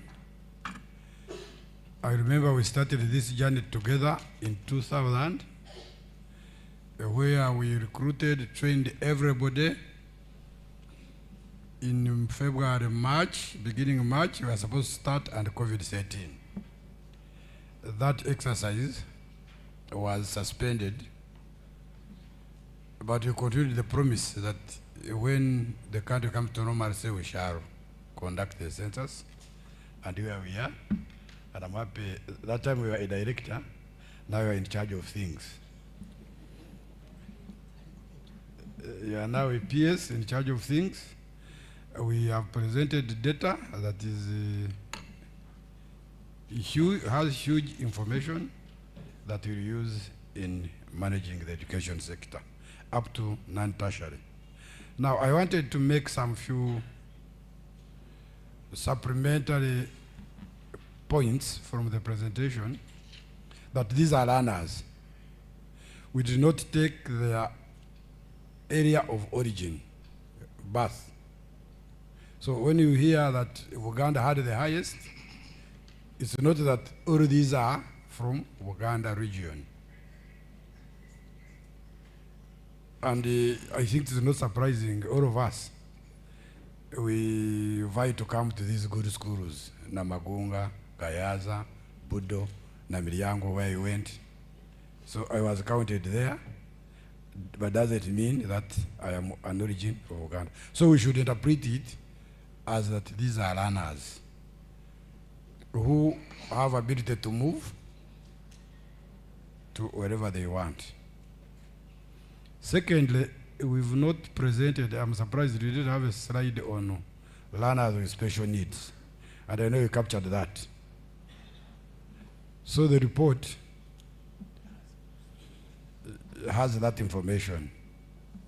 And Edward, you need to also include it on your dissemination platform so that we can show that we are sensitive to, we are gender sensitive. And then refugees. Could refugees be responsible for those learners in primary school that are over the age or not? And I remember we had that question. So we need to address it as we finalize the dashboard, the platform, and the detailed report so that it can be used to inform policy. With these few remarks, may I invite the Permanent Secretary, if she wishes to move majestically to the podium and make your remarks. Then when you finish, you'll help me invite the chief guest, who is the chairman, board of directors, to give his closing remarks. Thank you.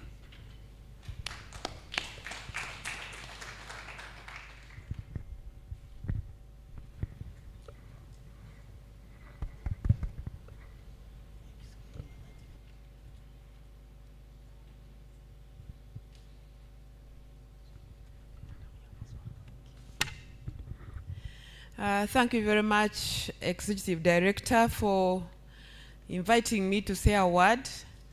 I don't know how majestically I moved, but he had asked me to do that.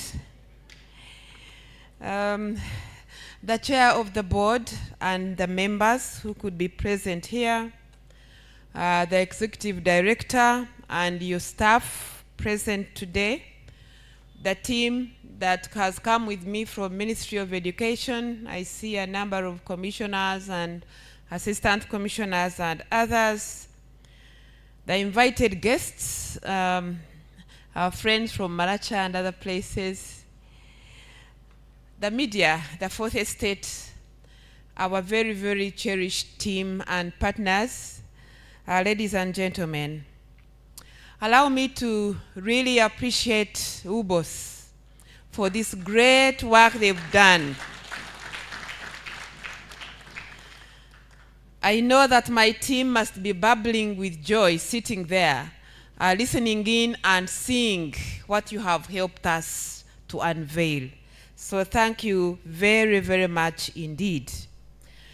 This baseline data, as the ED has just mentioned, we thought we'd have it by 2021. And he's explained why. So we have been needing it yesterday. And we cannot say how much we are excited to have it today. So we are really very grateful. It's definitely going to help us and help government as we plan for the provision of education services and the targeting of the most needing areas in our country. The government is committed to the whole of government approach, and so having UBOS undertake the basic data collection is just part and parcel of what government is now doing. We are committed as a country to see ourselves as Ugandans. And although we have different assignments, we should look at them as just pieces of one whole. Because as a nation, we have only one vision. And that's the vision of transformation from where we were 16 years ago the peasantry setting to a modern and prosperous Uganda. We only have 13 and a half years to realize our vision by 2040. And you cannot do that unless you effectively plan and execute. And you can't plan and execute unless you have real data and you have it in good time. So we are grateful that together we can now move and see where the services are needed most. I'm hoping that in the report, in the detailed report, that we can be able to pick the relationship between population in terms of residents versus the number of learners. As you mentioned, Buganda kept coming. But it would be great for us to know this, which is called Buganda, how many Ugandans are actually there. That will help us to know that nobody is intentionally marginalized, but it's because the provisions are provided for the people that are there. And also the number of schools together with the population, it would help us to get the whole picture, but I'm sure that it's in the detailed report. It was interesting to note, as I sat here, that although at secondary level, the government or public schools, as you would want to call them, although they form only 27% of the schools that were visited, because the schools that were visited were 5,000 something, and then the government schools are only 1,200 something, according to the report. It was interesting to know then that although they are only 27% and the private are 75% in terms of number of schools, in terms of population of the learners, the government schools have 45% of the total. To me, that was a very interesting statistic, showing that government is doing a lot. They don't yet have enough schools, but they have a lot of accommodation in terms of access for the students who access the government schools. I was also intrigued to think that I think in the main report I'll find it, because it was a bit disheartening to see that the A-levels, those who do A-levels, are quite few compared to those who sit P7 and those who sit O-levels. I think the slide that was shown here, the O-levels were almost 4,000, were 3,000, almost 300 and almost 400,000. I think it was 380 something thousand. But those who did A-level were just over 100,000. And looking at figures as are, one would imagine that all those who didn't transit to A-level actually fell out of the system. So I would be interested to know what we called higher education or tertiary institutions. I would be glad to know how many of those are certificate awarding. Because when we finish our O-level, as we stand now, some students go in the straight academic line of A-level, but others choose the skills areas and join other institutions. So it would be interesting to know how many is a combination of those who did A-level and those who are doing certificates after O-level, and therefore how many fell out of the system at that point. But I'm hoping that I can find some of those answers in the detailed report. We are greatly appreciate the e-dissemination platform. Please join me to appreciate. My smiles were out throughout. Where is my son who was presenting? Yes, you are behind the screen. Thank you very much, UBOS, for coming up with that platform. We are in the 21st century that is governed by knowledge, by science, by information and technology, and we just have to use that to enable us progress.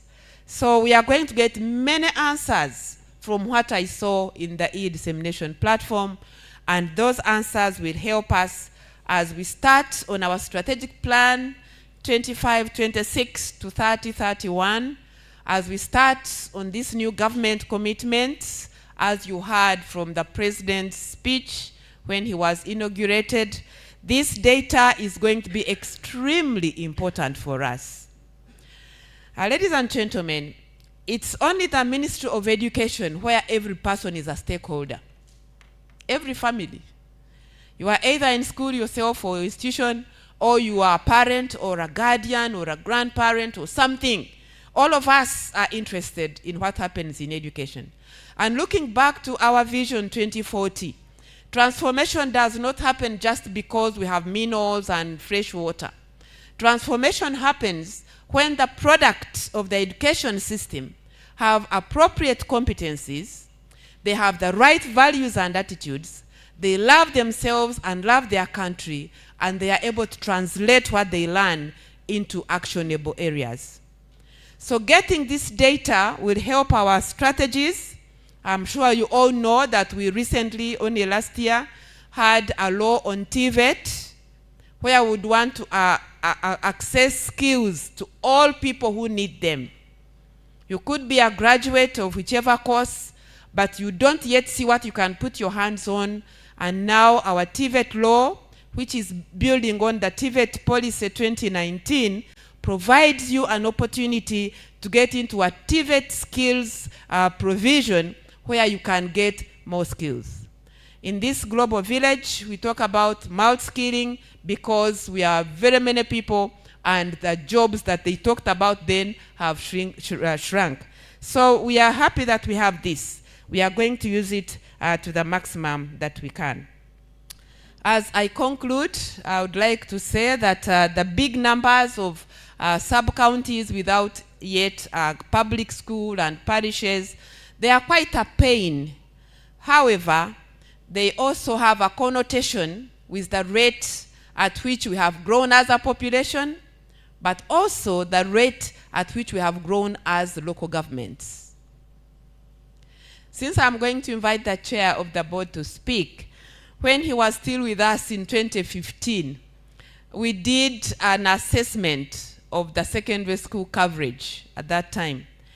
And I remember that we had only 365 sub-counties without any form of government institution.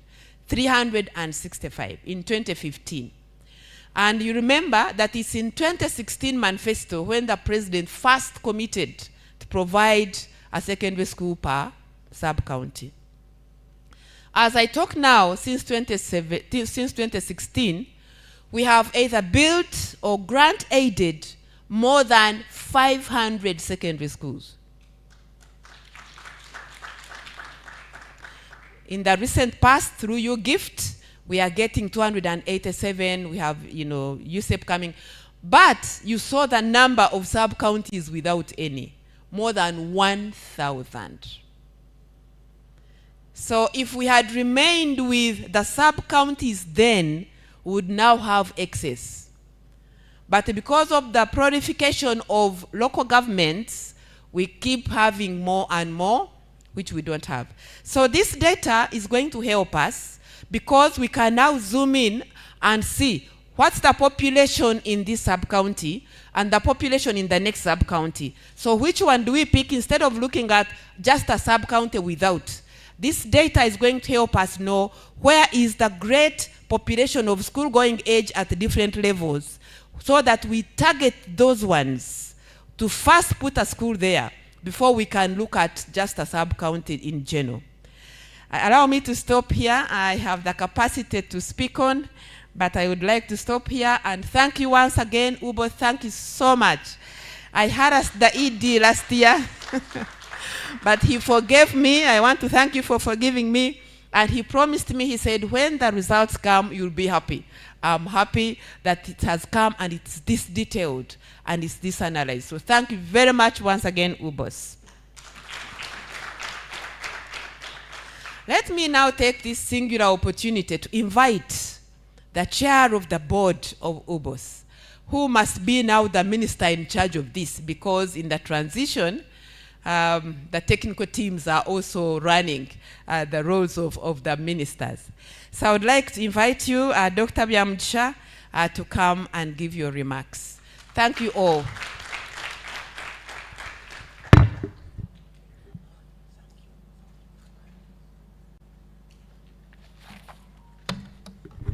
Thank you very much, the Permanent Secretary, Minister of Education and Sports, and the team that has accompanied you, the Executive Director, Uganda Bureau of Statistics, the management and the staff of Uganda Bureau of Statistics. We also have, of course, I recognize the special guest, the RC from Maracha,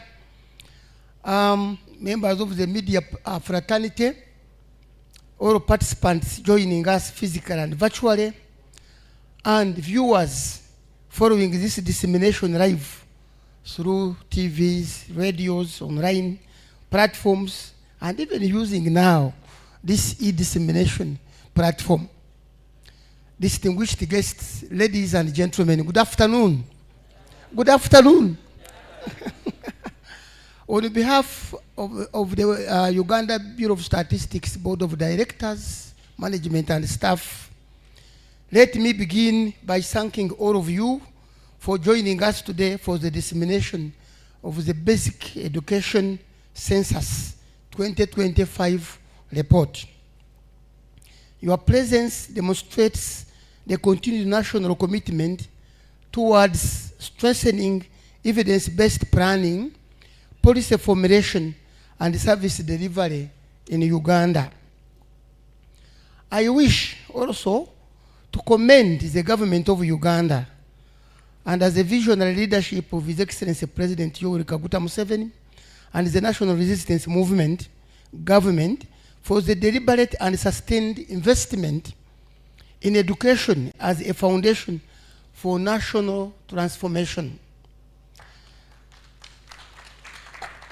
The introduction of universal primary education in 1997 and universal secondary education in 2007 remains one of the most transformative social policies in Uganda's history. These interventions opened opportunities for millions of Ugandan children, especially those from vulnerable and low-income households, to access education regardless of their socio-economic background. The introduction of universal primary education in 1997 increased the primary school enrollment from about 2.5 million learners in the mid-1990s to over 8 million learners within a few years. Similarly, universal secondary education, introduced in 2007, significantly expanded access to secondary education, especially for the children from rural and low-income households. These reforms remain among the most impactful pro-poor policies implemented by the NRM government. I also wish to specifically appreciate the Ministry of Education and Sports, led by Honorable Mama Janet Kataha Museveni, together with the technical leadership of the ministry led by Dr. Kedres Tuliagenda, who is with us here, for continuously prioritizing evidence-based planning in the education sector. We particularly thank the ministry for demanding and supporting the undertaking of the baseline education census 2025, and for actively participating throughout the entire exercise. This demonstrates government's commitment to making policy decisions based on credible statistics and evidence. I also wish to sincerely appreciate the Ministry of Finance, Planning and Economic Development for the continued financial support towards national statistical production and evidence generation in Uganda. Many of the important studies, censuses, and surveys undertaken by the Uganda Bureau of Statistics and sector institutions are are made possible because government continues to allocate resources for data production and statistical strengthening. This demonstrates government's recognition that quality statistics are indispensable for national planning, budgeting, monitoring, and accountability. I also congratulate the Executive Director, Dr. Chris Muchiza, with your management and staff for the professionalism. For the professionalism and the technical competence exhibited in producing quality, credible, and timely statistics. As a board chairman, I am proud that UBOS continues to position itself as a center of excellence in official statistics and a stronger pillar in Uganda's development planning architecture. I also wish to extend sincere appreciation to all local governments, school administrators, teachers, enumerators, school supervisors, and all stakeholders who participated in the successful implementation of this baseline education census. The quality of statistics we are launching today is a result of your commitment, cooperation, patriotism, and hard work. In particular, we commend the enumerators and field teams who traversed different parts of the country to ensure that no education institution was left behind. Your contribution has strengthened Uganda's national statistical system and enhanced the availability of reliable education data for planning and decision making. Ladies and gentlemen, today's dissemination of the baseline education census 2025 is not merely a statistical exercise. It is a strategic national milestone that provides government and stakeholders with a comprehensive evidence base on the state of education institutions across the country. The report provides critical information on the distribution of schools and institutions, enrollment trends, teacher availability, classroom infrastructure, sanitation facilities, access to ICT, school attendance, completion rates, and other key education indicators. This evidence is essential in guiding targeted investments, equitable resource allocation, and informed policy interventions. The findings come at a very important time when the government is implementing the fourth National Development Plan, whose focus is wealth creation, industrialization, human capital development, and socio-economic transformation. Education remains central in delivering the skilled and productive population required to drive Uganda into a modern and prosperous economy. The government's policy direction of transitioning from theoretical education to competence-based and skills-oriented learning is timely and strategic. Through curriculum reforms and expansion of technical and vocational education training, TVT, government aims at producing practical, innovative, and employable graduates capable of driving industrial growth, entrepreneurship, and job creation. This direction is fully aligned with the government's broader socio-economic transformation agenda, including the parish development model, the EMYOGA program, the industrialization agenda, digital transformation, and the 4 ATMS strategy aimed at accelerating inclusive gross household incomes and national productivity.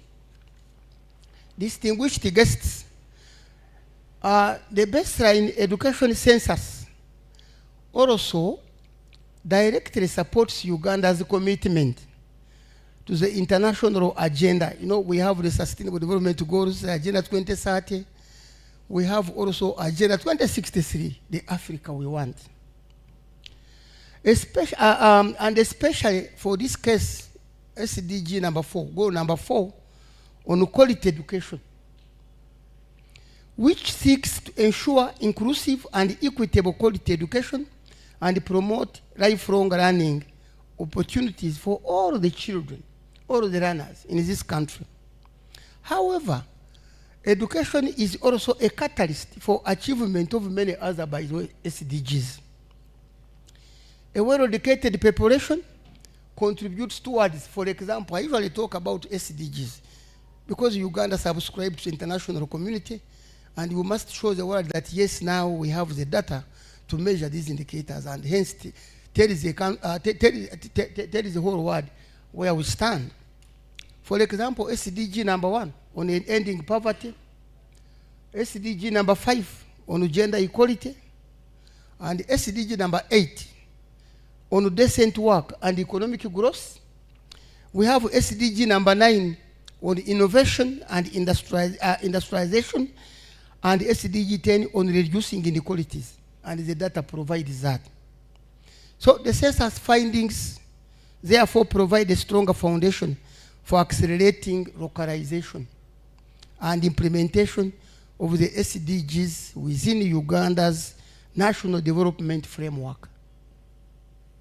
The availability of disaggregated education data will enable government to better target vulnerable regions and populations, including girls, children with disabilities, and underserved communities.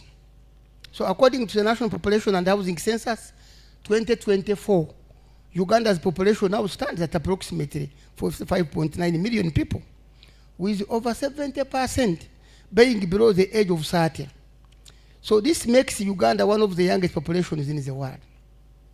So this useful population presents both a challenge and a tremendous opportunity that requires sustained investment in quality education, skilling, and innovation.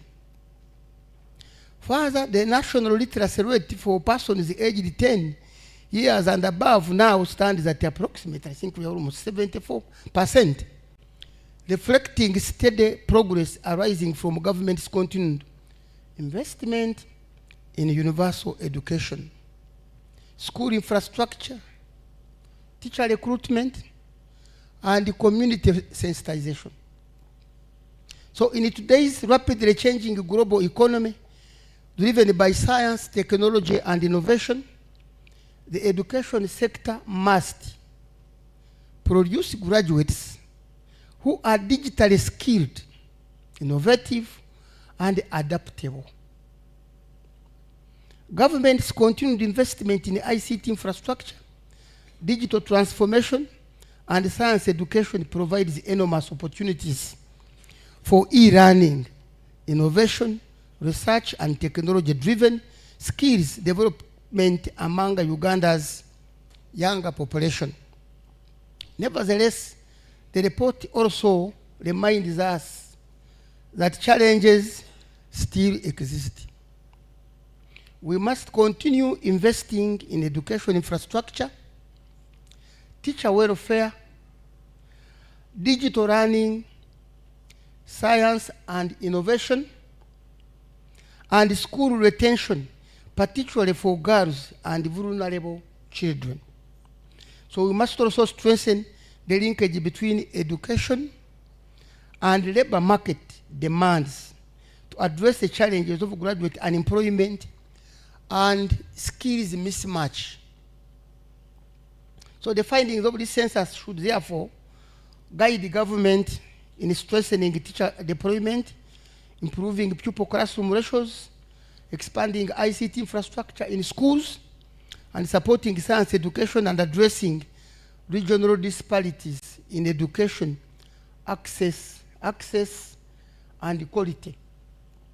I therefore call upon all stakeholders, government institutions, development partners, local government, civil society, the private sector, and the communities to utilize the findings of this report in planning and decision making.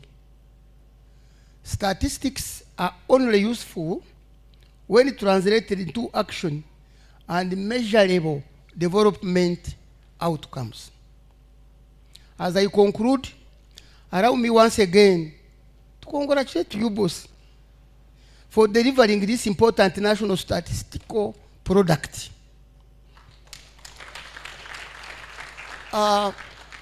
The Bureau has fulfilled its mandate of providing credible official statistics. You have done your work.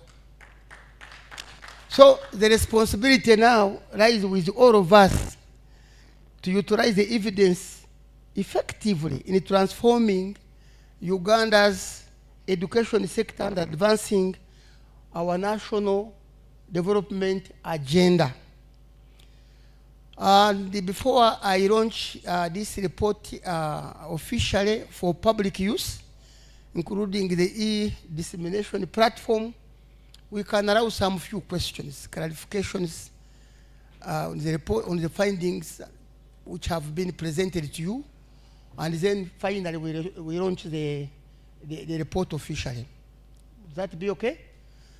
So we allow now the PR, Mr. Dideka, thank you very much, to allow questions from the public, clarifications and so forth, and then the launching will follow after. Thank you very much for listening to me. Thank you. Thank you, our chairperson of the board, our chief guest. Let's give him a very big hand clap as he goes back to his seat. And, you know, he didn't tell the PS some of the things that he had actually said. As the director of the ceremony, chief guest, please permit me to repeat a few. Dear PS and the acting minister of education, the ED in his remarks, while you were almost arriving here, he appreciated so much the Minister of Education, appreciated you and your entire technical team for very effective collaborative efforts that we are seeing the fruits today. And again, I think that message should reach you and also your ministers. Let's give a big hand clap to that. But again, today marks the last session or dissemination of our first phase of release calendar that the executive director published on the 12th of March, 2026. And you know, one of my greatest mentors, actually not one of, my greatest mentor, recently told me 2 months ago that sometimes it is good for you to exercise your braggant rights. Chief guest, please permit me to exercise this today as we conclude this dissemination of the first half of the year of the dissemination of statistics and data to Ugandans. And I'm going to just take members very quickly that on the 12th of March, the Bureau disseminated Uganda Malaria Indicator Survey. This survey was conducted together with the Ministry of Health. I didn't feel the clapping. Maybe let me ask the RCC of Arua, Assistant RCC, to teach you how to clap, patriotically.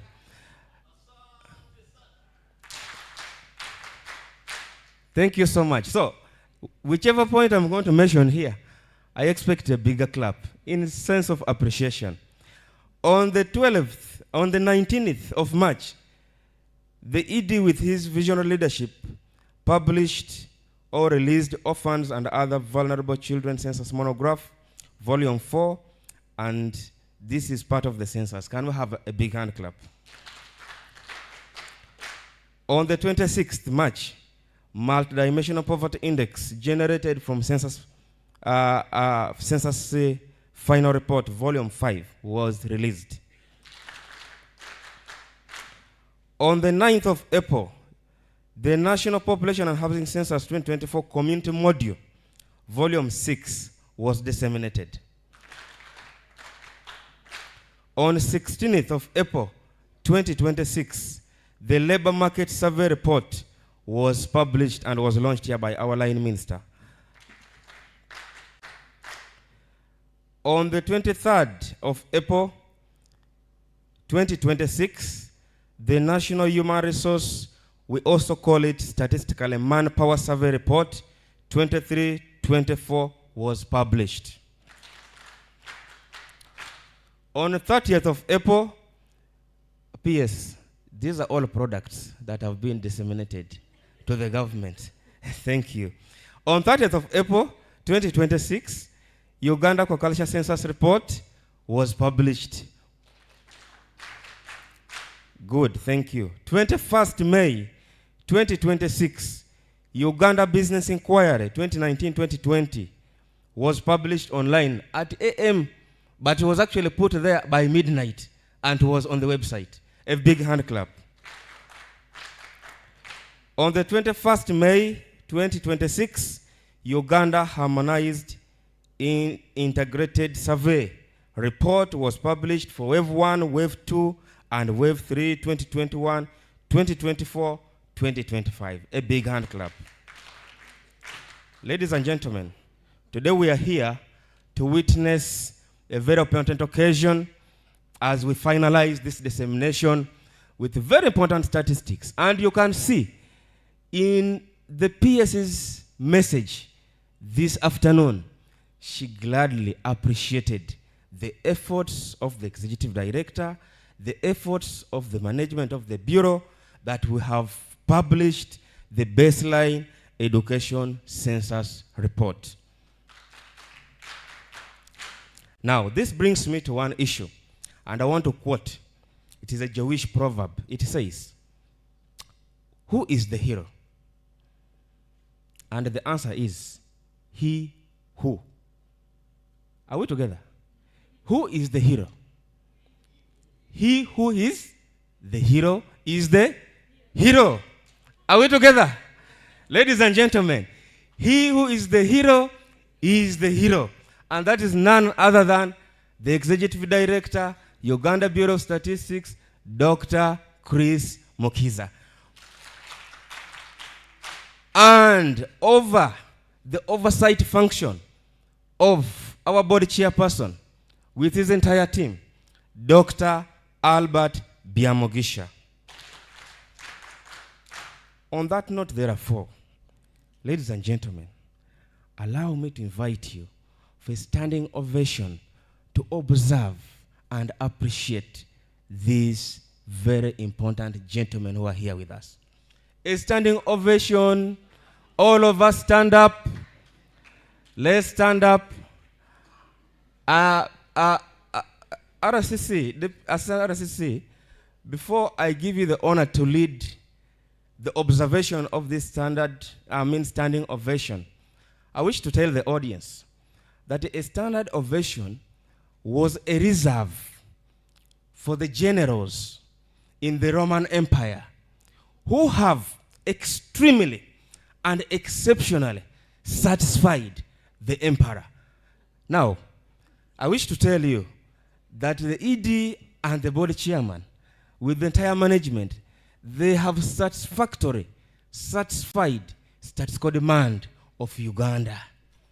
Now, on that note, therefore, you know the voice has changed. There is now power. RCC Assistant, Arua City, can you lead these participants and distinguished guests in this standing ovation?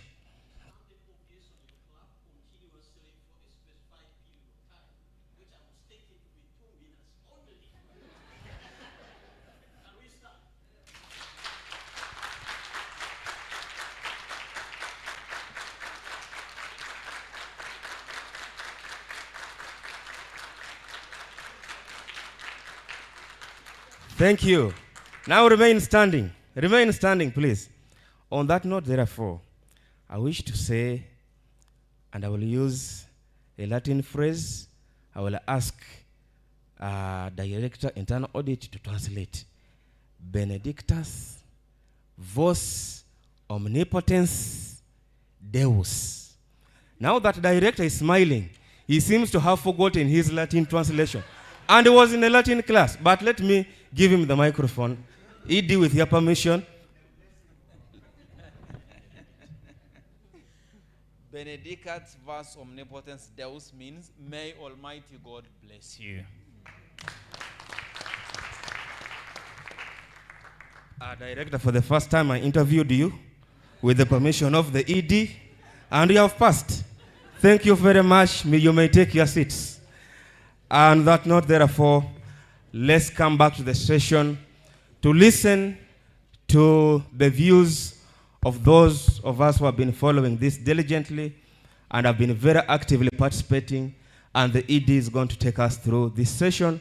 After that, we'll invite the chairperson of the board and our chief guest to launch the report to all of us. Thank you so much, sir. Thank you, Dirakas, for the standing ovation, and we don't take it for granted. We want to promise you that we shall not stand still. We shall continue to generate more statistics for the country. Tomorrow we are here. We are disseminating consumer price index and inflation figures. Next week shall give the country preliminary estimates of gross domestic products and also produce the tables to the background to the budget for 26-27. So we are making ourselves very relevant to the social economic transformation of the country. We have questions fielded online, but before that I want to give my special guest 2 minutes. Go to the podium, and then this session will take a maximum of 10 minutes. No, the session of the plenary, yours 2 minutes. Okay, thank you. Thank you very much. Thank you. I want to respect the protocol. People say protocol be observed. I don't know whether you follow protocol or you observe protocol. The people language will say. My seniors who are right here, ladies and gentlemen, good afternoon, everybody. Speaking is the yours truly, Assistant Resident City Commissioner, Arua City, Matua Job Richard.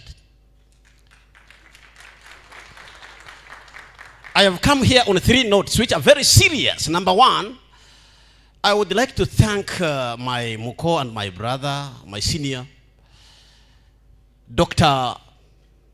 Ndatira Mukisa, the Executive Director of Uganda Bureau of Statistics, and the entire staff of UBOS. Can you clap for them, please? Asante sana. Ladies and gentlemen, my dearest peers, the person standing here is one of the finest teachers of biology in Uganda. When I teach you biology myself, you cannot fail. There's evidence to that effect. Based on my scientific background, I have very high appetite for evidence-based information. I love statistics. And that's why in the 2 years I have served as the Resident City Commission Assistant of Arua City, I've been one of the best RCC assistants because my communications are data-driven. I am also a priest of socioeconomic transformation, with the bishop being His Excellency President Yoweri Museveni Kaguta. So I am the flag bearer of socioeconomic transformation of Northern Uganda, and I want to say something to that effect. So, ladies and gentlemen, and the people who are watching me out there, if you don't have evidence, don't go and communicate in public. You will mislead people. You will deceive us.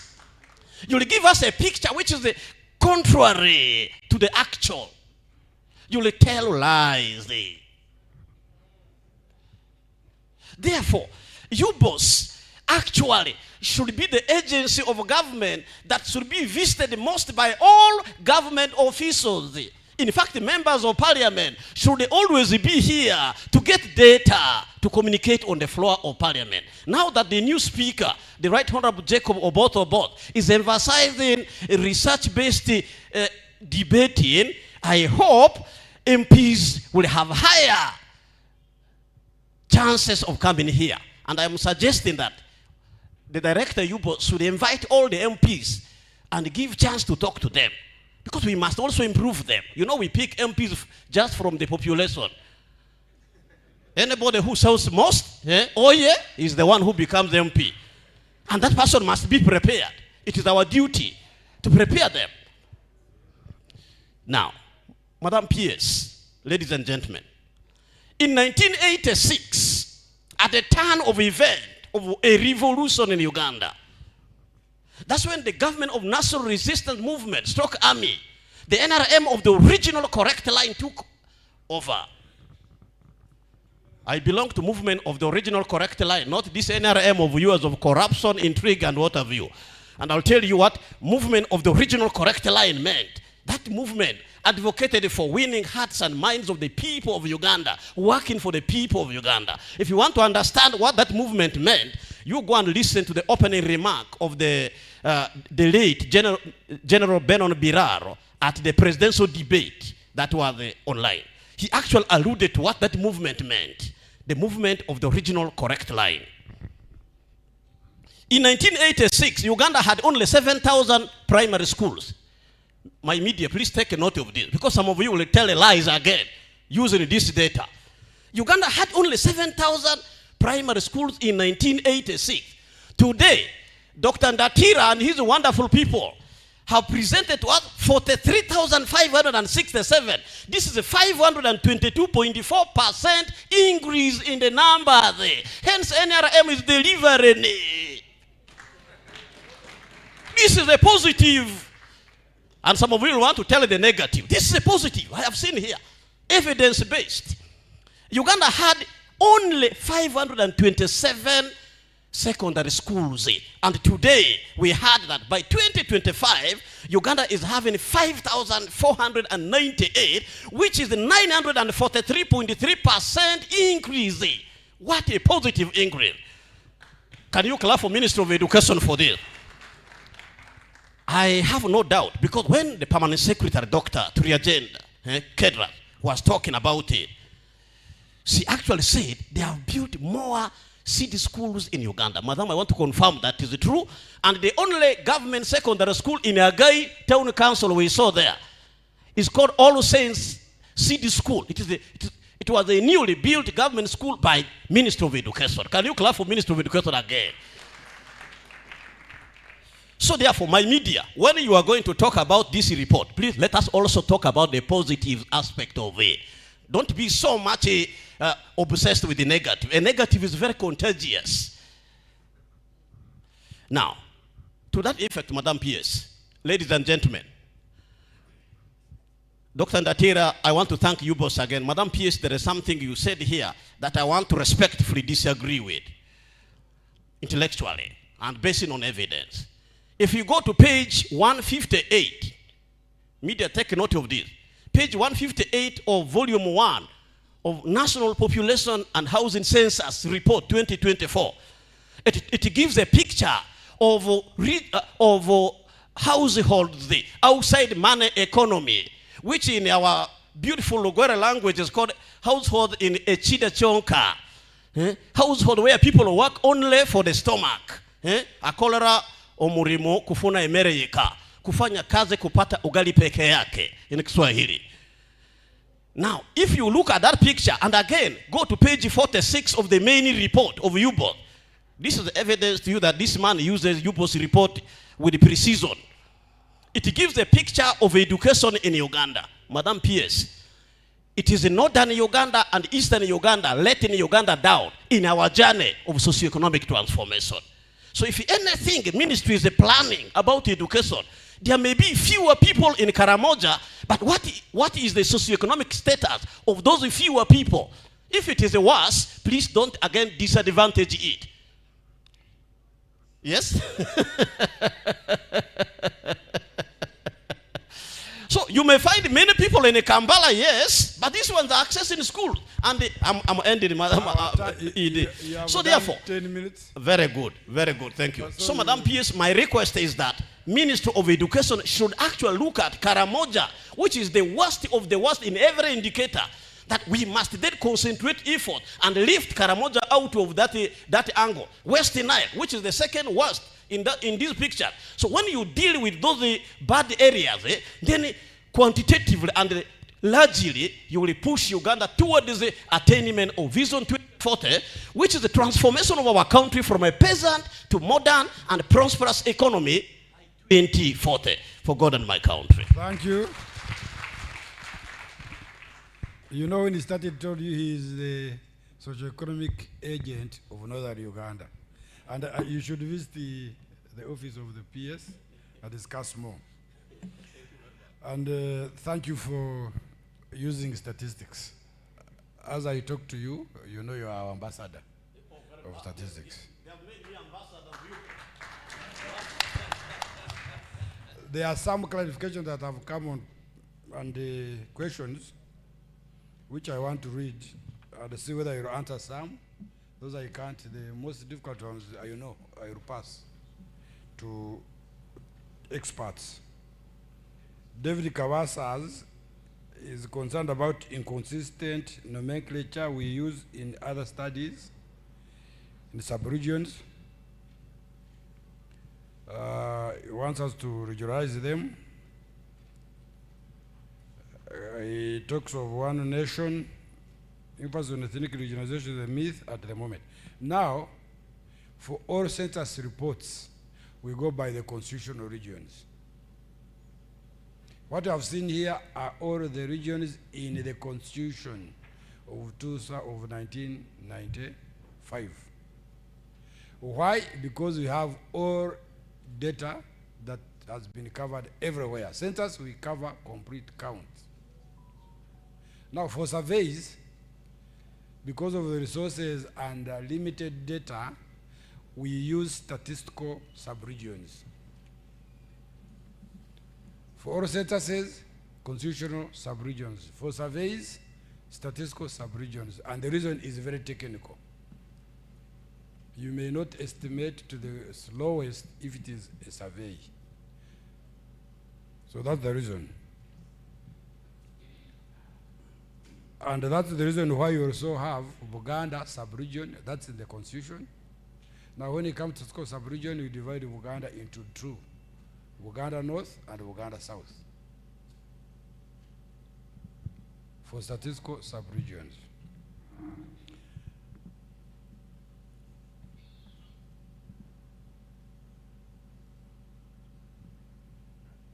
Dr. Madina Gurova of EPRC says UBOS is now tracking employment at quota level at the last dissemination on Labor Force Survey 2025, indicating new innovation to improve real time. I think here she was trying to talk about the labor. And Josa Musinguzi, thank you very much. You are congratulating us with the chair and the board. By the way, the entire board members are with us live, following online. And thank you very much, board members, for joining us. They are fielded questions, and many of them are bragging rights again, that they have done good oversight during the period. Chairman, thank you and your team for supporting the Bureau, and we shall not let you down. Nicholas Kasaya, where shall we access the detailed report? You have seen the online portal. So go there, get UBOS website, go to baseline education centers, and do whatever you want, up to parish level. Then the refugee, the findings of the refugee, where can we find them? Are they in the report? Yes. They will be in the detailed report, which we shall also post on our website. You can see we are now trying to eliminate paper and promoting the technology innovation. But we shall have few reports that we shall print for those who do not want to visit the online. Jackson Sanya kindly show the data for learners with special needs as well. As I had said, we shall include it in our report and also on the digital platform. And to answer PS's question, of course, yes, we are going to get actually the updated population numbers of 2025 and link them throughout on the portal, right from the national up to the parish level. So users may compare these with the population in the areas given. Jude Obitre Gama, this is a friend to the chair. She says, looking at the number of parishes with schools and those without, what is the basis of determining where to locate a primary school? What guides government in making this determination? I think that question is for PS.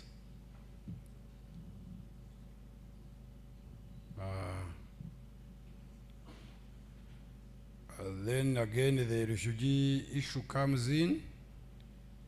That they could, this is David Bizimana, that the numbers who are over age for primary could be because of that. But I think we can negate that linkage. We have data on the status of learners. Did you collect it? Yes. Odeke Stanley is asking, how did you deal with pupils and students who are probably absent at school during the time of census? We revisited schools. We want to inform the country that we started in April, May, and we concluded end of November. And in fact, in April, we again visited schools where we had suspected returns. Would PS find schools with missing classes in the original data? You go to a school, you find a school with P1, P2, no P3, no P4, no P5, then P6, P7. So we thought our enumerators hadn't done justice.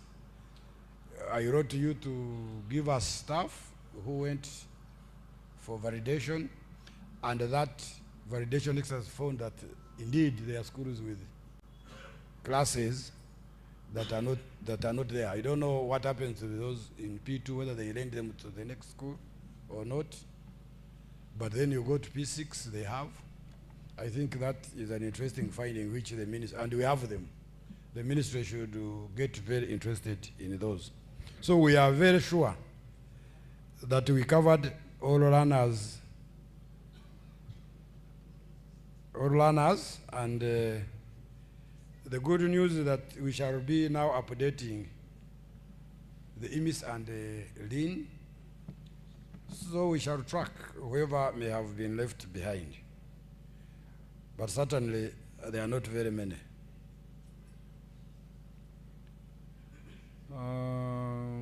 I think that's all, unless we have questions from the audience here. Did I take the mic to the neighbor of Ngia? Yeah, thank you so much. Your name and question. Thank you so much, ID. My name is Michael Wanyama, CPA. I'm a commissioner in the Ministry of Education in charge of higher education students financing scheme. Allow me thank you, the board, and the entire management for the very, very excellent work done. As a minister, I think now we have been grappling with the issue of data. I think now we have some level where we are going to start from, and I want to say thank you so much. Probably I'm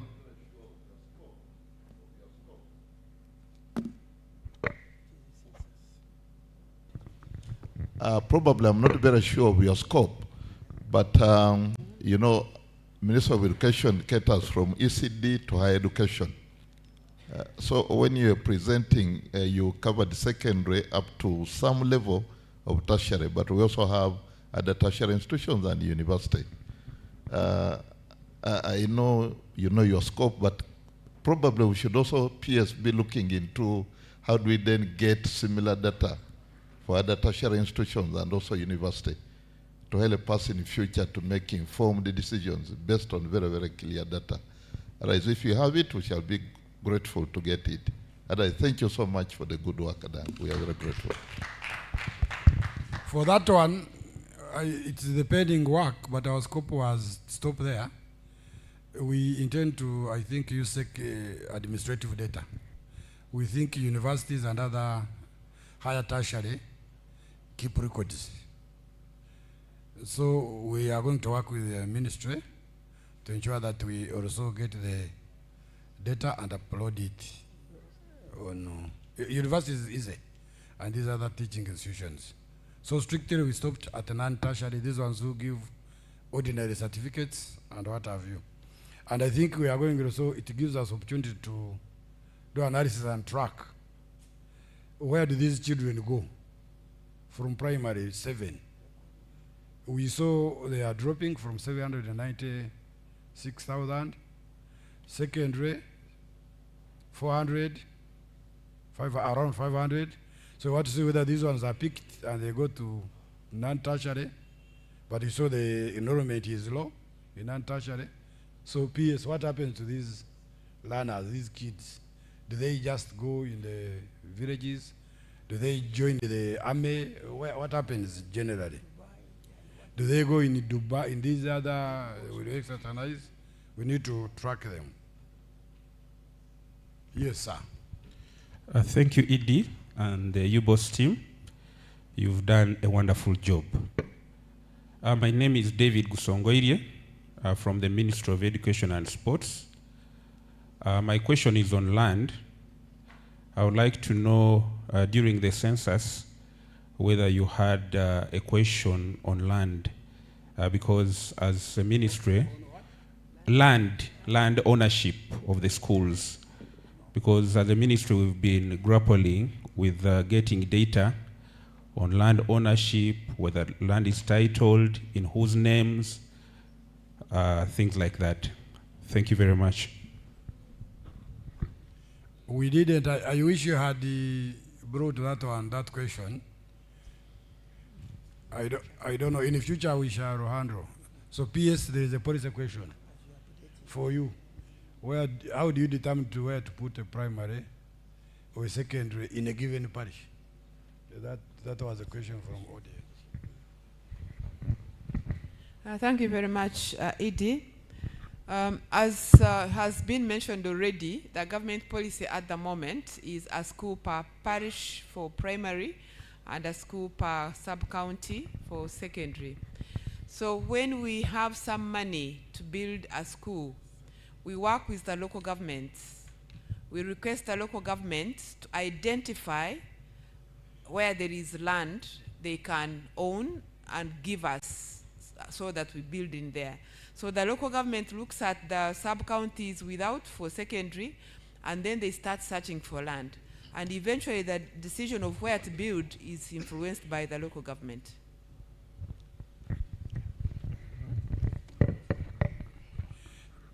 Mr. Guest of Honor, sorry for overrunning. I think we can't exhaust. The discussion now starts. The most important reason for such reports is to generate debate and discussions. So it is officially open.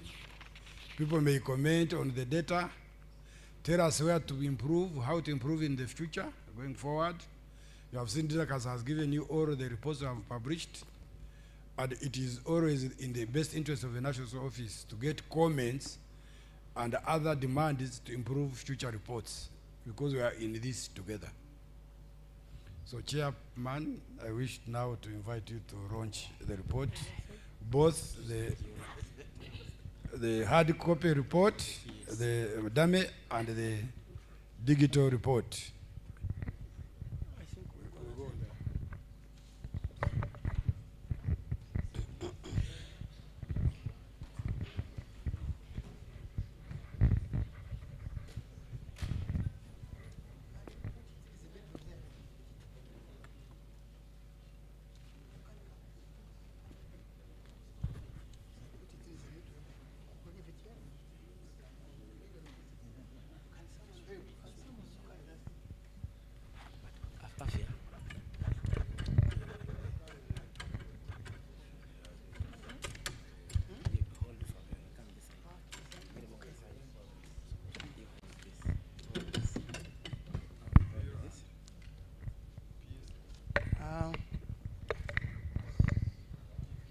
dear viewers, of course, those that are attending physically and virtually and online, it is now my distinguished honor and privilege to launch the baseline education census 2025 report.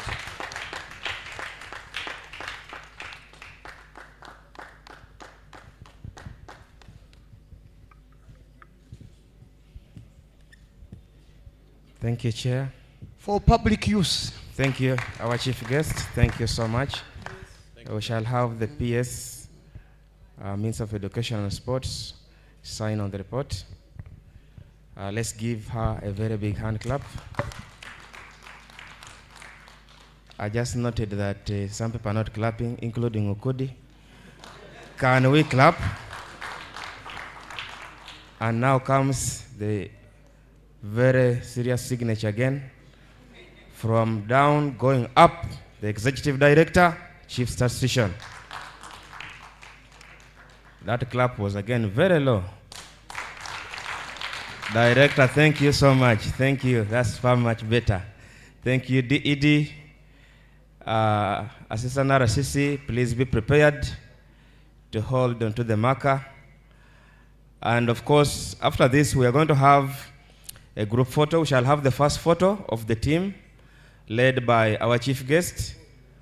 And then we shall be joined by the team from the Ministry of Education, who have a number of commissioners here, who will join to also sign. Mr. Vincent Sozi is here, in charge of statistics. We have the presenters, Director, Population Social Statistics. You can see how very serious signatures behave on the board. Mr. Twin Ivan, Mr. Thomas Rutaro, Director, Methodology, Statistical Coordination Services, Director, Legal and Board Affairs, Madam Pamela Kansime, Director, Digital Solutions, okay, Mr. James Kiza, and all our other presenters. After that, we can be committing ourselves to this important podium so that we can take our memorable group photo. I will request that some people go in up, climb up, then others will be here. We shall slightly move that dummy aside so that the media can have complete view of these very important persons who are present here. So Afia, you can move it aside. Let's have other people go up. Ladies and gentlemen, Commissioner, Minister of Education, the PS has given executive order. The Minister has given executive order that you join in this group photo. And this is a sense of ownership. Our acting Minister for Education, we appreciate you for owning the report, and we really thank you for making it here and giving us those very wonderful appreciation messages, technical guidance for the ministry, and accepting that this is going to be used very well.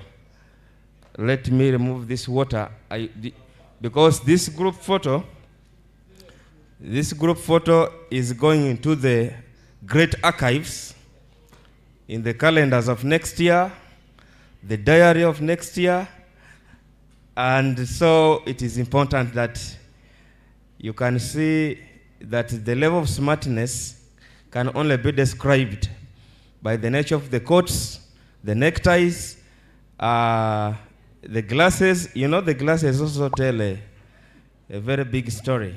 You know how the judges behave.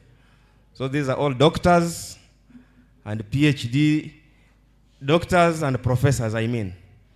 So after this session, We have Dr. Idi, and through the chief guest, the people, the other technical team, Lilian Akinyi, for example.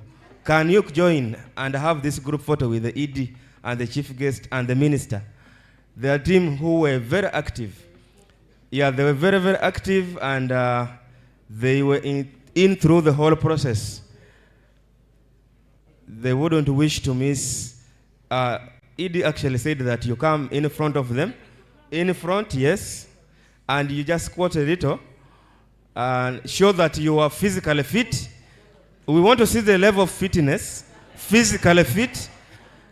If you are not fit, you may not manage. Mr. Kawase George, we want to see if you are still fit, or you are trying to, or your knees are trying to get eroded. The bone marrows are trying to wear out. But I think you are still fit. So this is a very important photo for all of us in the Status Quo fraternity.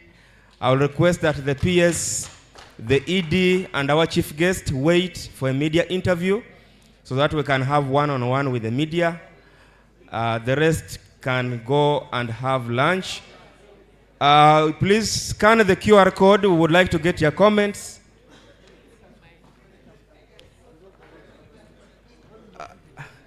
Ivan.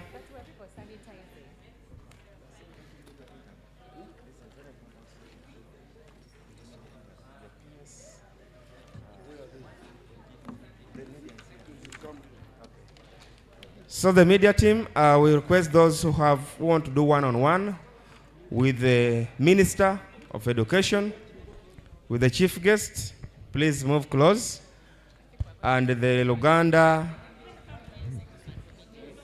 Huh? Let's have the interview. They are here. They are here. Chief guest.